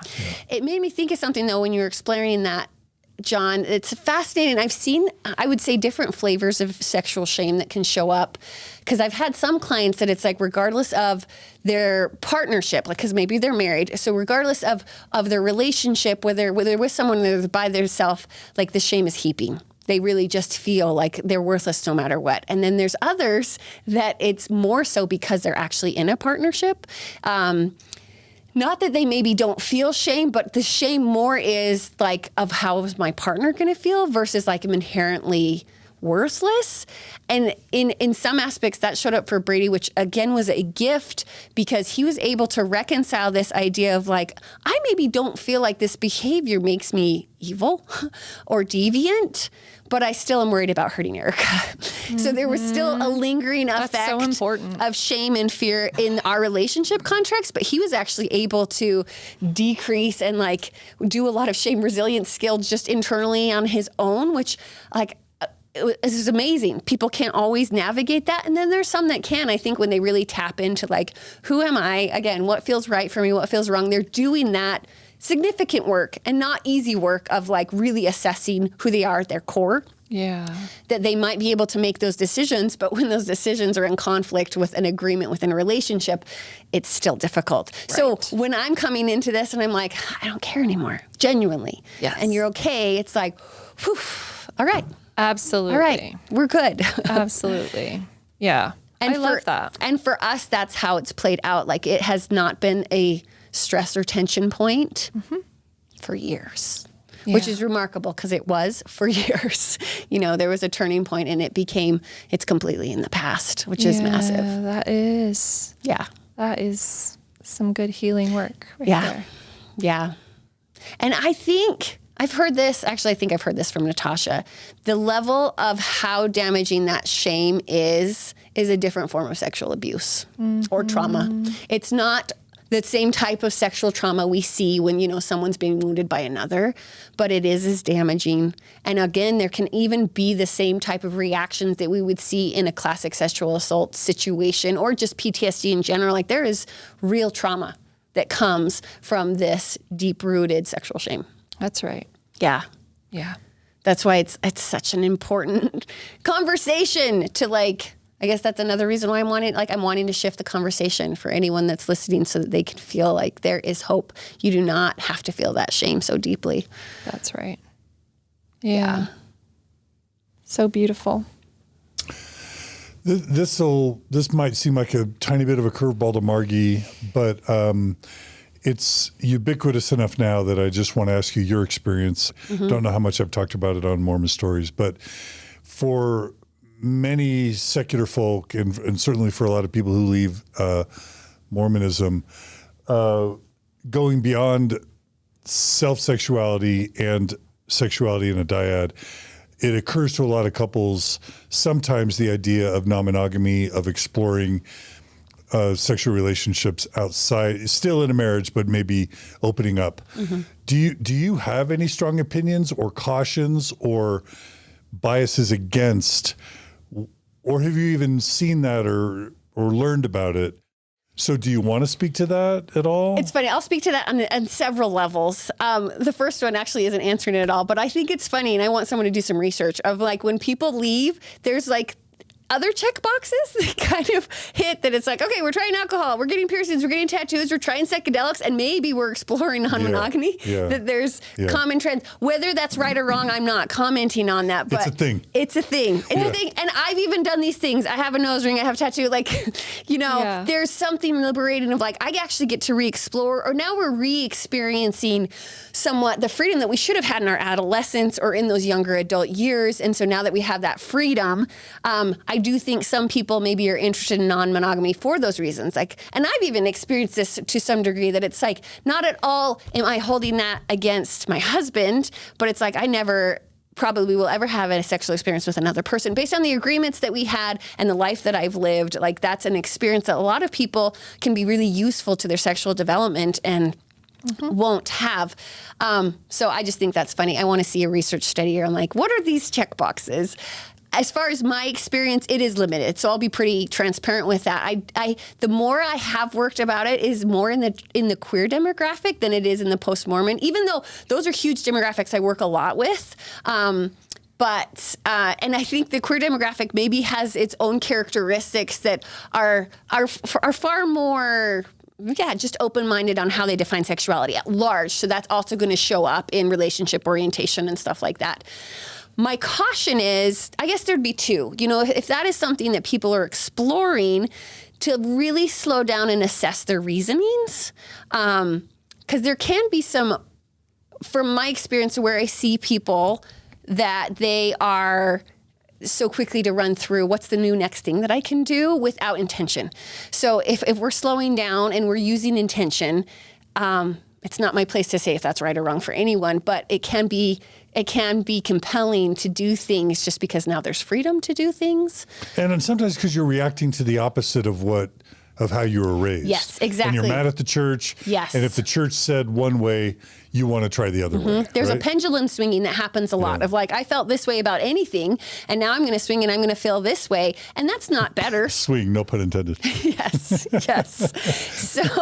So, but for those that do try, in the little experience that I have, communication is huge. Communication and agreements. Consent. Yes, you have to make sure there is all of those. I mean, those are sexual health concepts. Consent, making sure there isn't any exploitation. Like a lot of communication is what sets it up for a more positive experience. But outside of that, like there's risk. And so people have to assume that risk as well.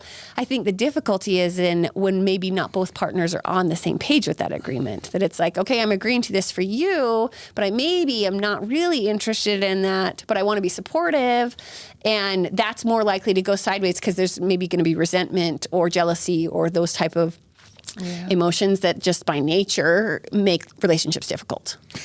And I'll just add that I've seen it quite a bit that even if both are eventually on the same page, things sometimes move in unexpected directions. Yeah. Where one who was consenting ends up regretting, and sometimes it's the man unexpectedly that was early most interested in exploration that ends up regretting that he pushed it. I've seen that quite a bit, actually.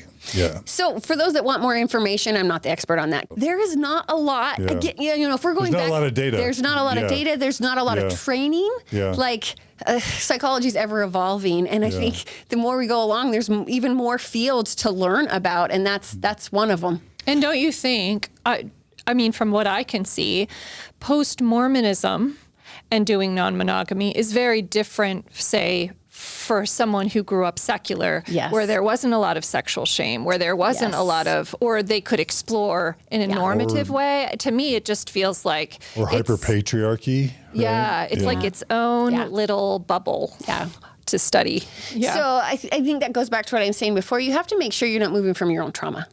Anytime we're making a decision that is somewhat moving from anxiety or trauma, that's going to be problematic. So if I'm thinking of these big relationship changes, and if I'm really digging, it's because I felt oppressed from patriarchy or whatever. Is that really a good relationship decision for you? Just keep exploring. I encourage slowing down and doing your own work, not jumping into things too quickly. Because that's maybe a common trend that it's like, okay, we're taking away the script and anything goes. And they have not modeled responsible examples of any of those things. People drink responsibly actually all over the 100%. place. And they can do all sorts of responsible things, but we've taken away the script. You don't have any models of what that is. And so it's easy to kind of go all in. Yeah. So not only that, but sometimes don't you think we are still, it's that cognitive and then fully lived experience, right? Where we can have moved on. We could think we're done. We're done with Mormonism. We don't believe that anymore, right? I don't believe alcohol is bad, but the truth is we still have this scarcity, this whole scarcity mentality of conditioning for decades, many of us, right? When we come to that place. And also, honestly, not a lot of emotional regulation, a lot of emotional awareness. And sometimes I think, what would you say to that unique kind of setup? I think that, as well as just lack of experience. Yes. We're talking about my lack of experiences in my sexual development.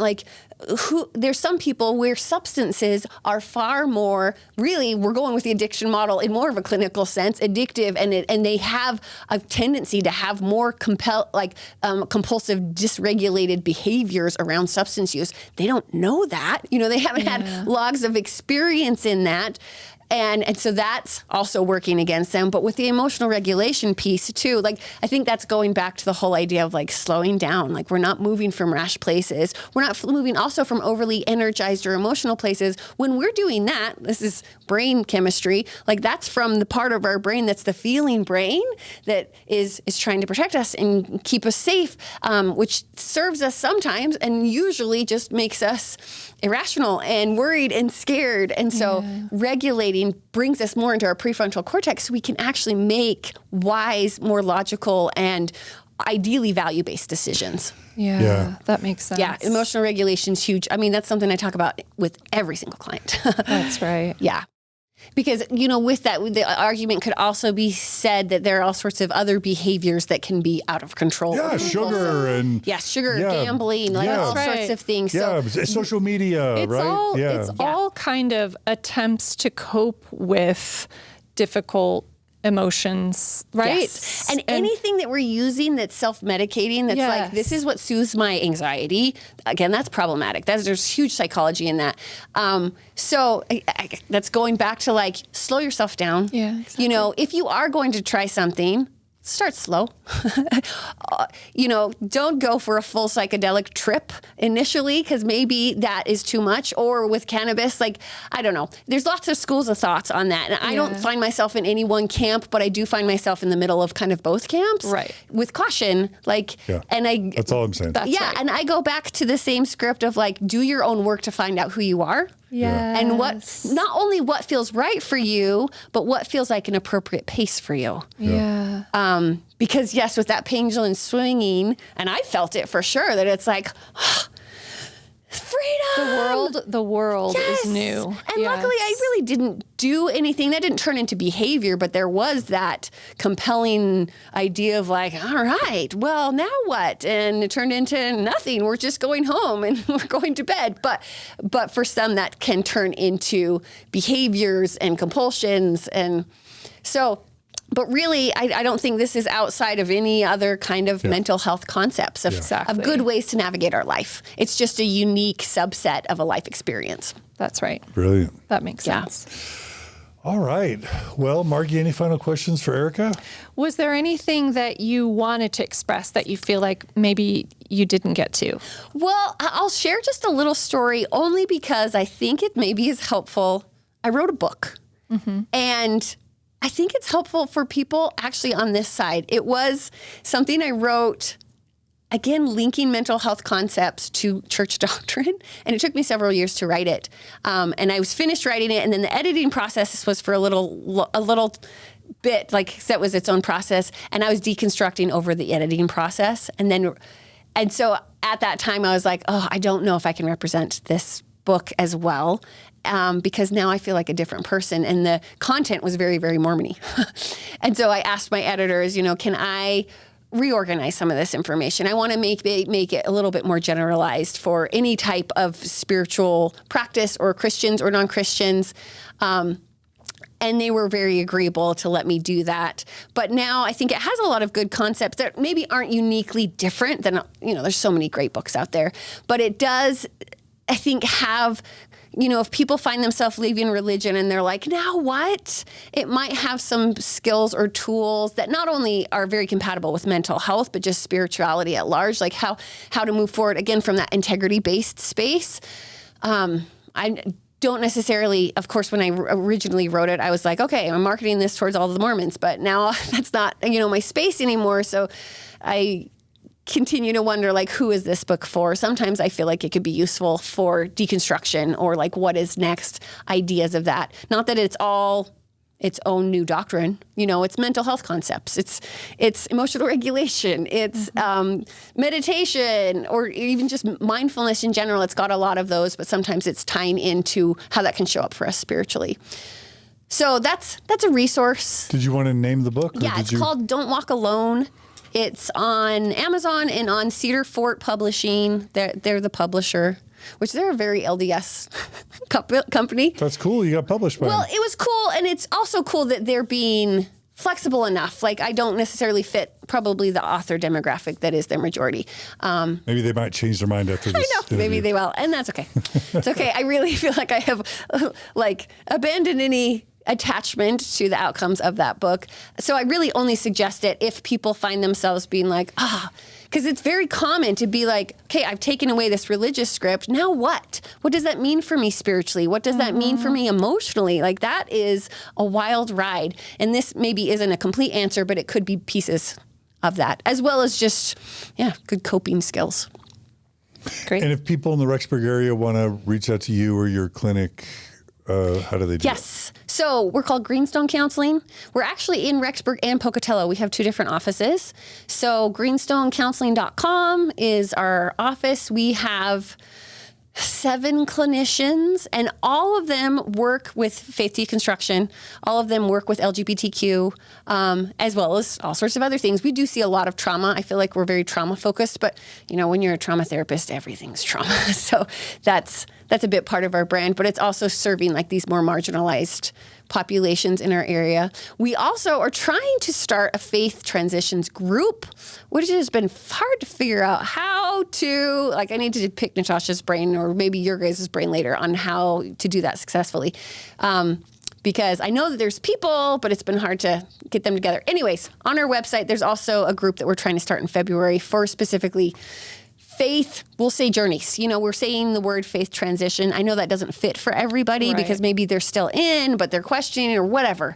We want to create a safe space for anyone that is not, that's in that faith curiosity or exploration or deconstruction. So is there an email people should? greenstonecounseling@gmail.com. So we try to keep it really simple. Okay. So .com is our website. Gmail is our email. Our number is there. they can email any questions they want there too, as well as just call us if they want to try to get onto anyone's calendar.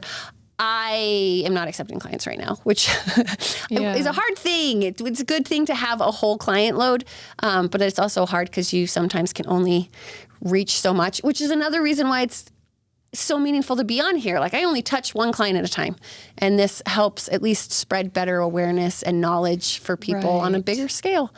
But we do have other clinicians. We're pretty picky with who we hire because we want to make sure they fit our demographic. So everyone's competent in a lot of those areas. That's great. Yeah. Good to know. Yeah. Well, Erika Nordfelt, we really appreciate your vulnerability and your willingness to share for free your expertise, your experiences, your relationship. And I say that to your partner as well, because that's something y'all, I'm sure, decided together. And so thank you for coming on Mormon Stories. Thanks for being vulnerable. Thanks for sharing your life story, your Mormon story, your ex-Mormon story.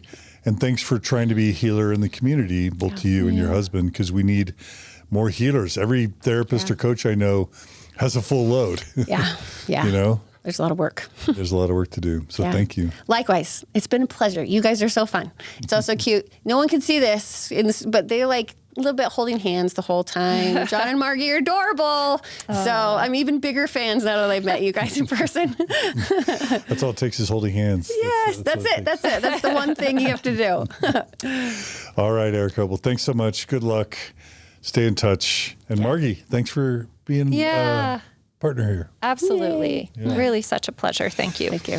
Yeah. Yeah. And thanks for joining us today on Mormon Stories podcast. Of course, we couldn't do this without our donors. So thank you. If you're a recurring donor, we couldn't do it without you. If you value this content and want to see it continue, all you got to do is go to mormonstories.org, click on the donate button, become a monthly donor. And for as long as we have donors, we'll keep doing this. We have started to do some ads on YouTube and Spotify. We're trying to make them not too frequent and spaced out and placed in a way to where they're not annoying to you. Just know that the ad revenue we get is a critical part of what keeps us in business. If we didn't have the ad revenue, we literally would have to lay people off. That's where we are right now. So if the ads annoy you, if you're not a donor, I don't think you have any business being annoyed by the ads in any real world aware sense. But if you are a donor and you're a little bit bothered by the ads, we just want to thank you for your patience with that, because it's literally allowing us to do more things, provide more services, help more people. So thanks for your patience with the ads, but also thanks for your support as donors. And please donate, even though we do ads, because if the donations dried up, we would have to close shop, honestly. So, but there are other ways you could support us as well. Subscribing on YouTube, subscribing on Facebook, Instagram, TikTok, wherever you find our show, liking these episodes, commenting on them, sharing them with others. That's all super valuable as well. We always are looking for new people to interview. So we've got an application process now. You go to mormonstories.org, hit the apply button, apply to be on the show. You'll record a 3-minute video and fill out a form. And then that's how the process begins. We can't accept everybody, but we're always reviewing applications. Every week, Margie and I are reviewing applications and trying to match the needs of our audience with the people who reach out to be on the show. So please apply. And then we always love your feedback. You can email us at mormonstories@gmail.com, or you can fill out a feedback form on the website as well, or you can comment on any of these episodes, and we do see the comments. So thanks for joining us today on Mormon Stories Podcast. Be good to each other, be kind to each other, and we'll see you all again soon on another episode of Mormon Stories Podcast. Thanks, everybody. Thanks.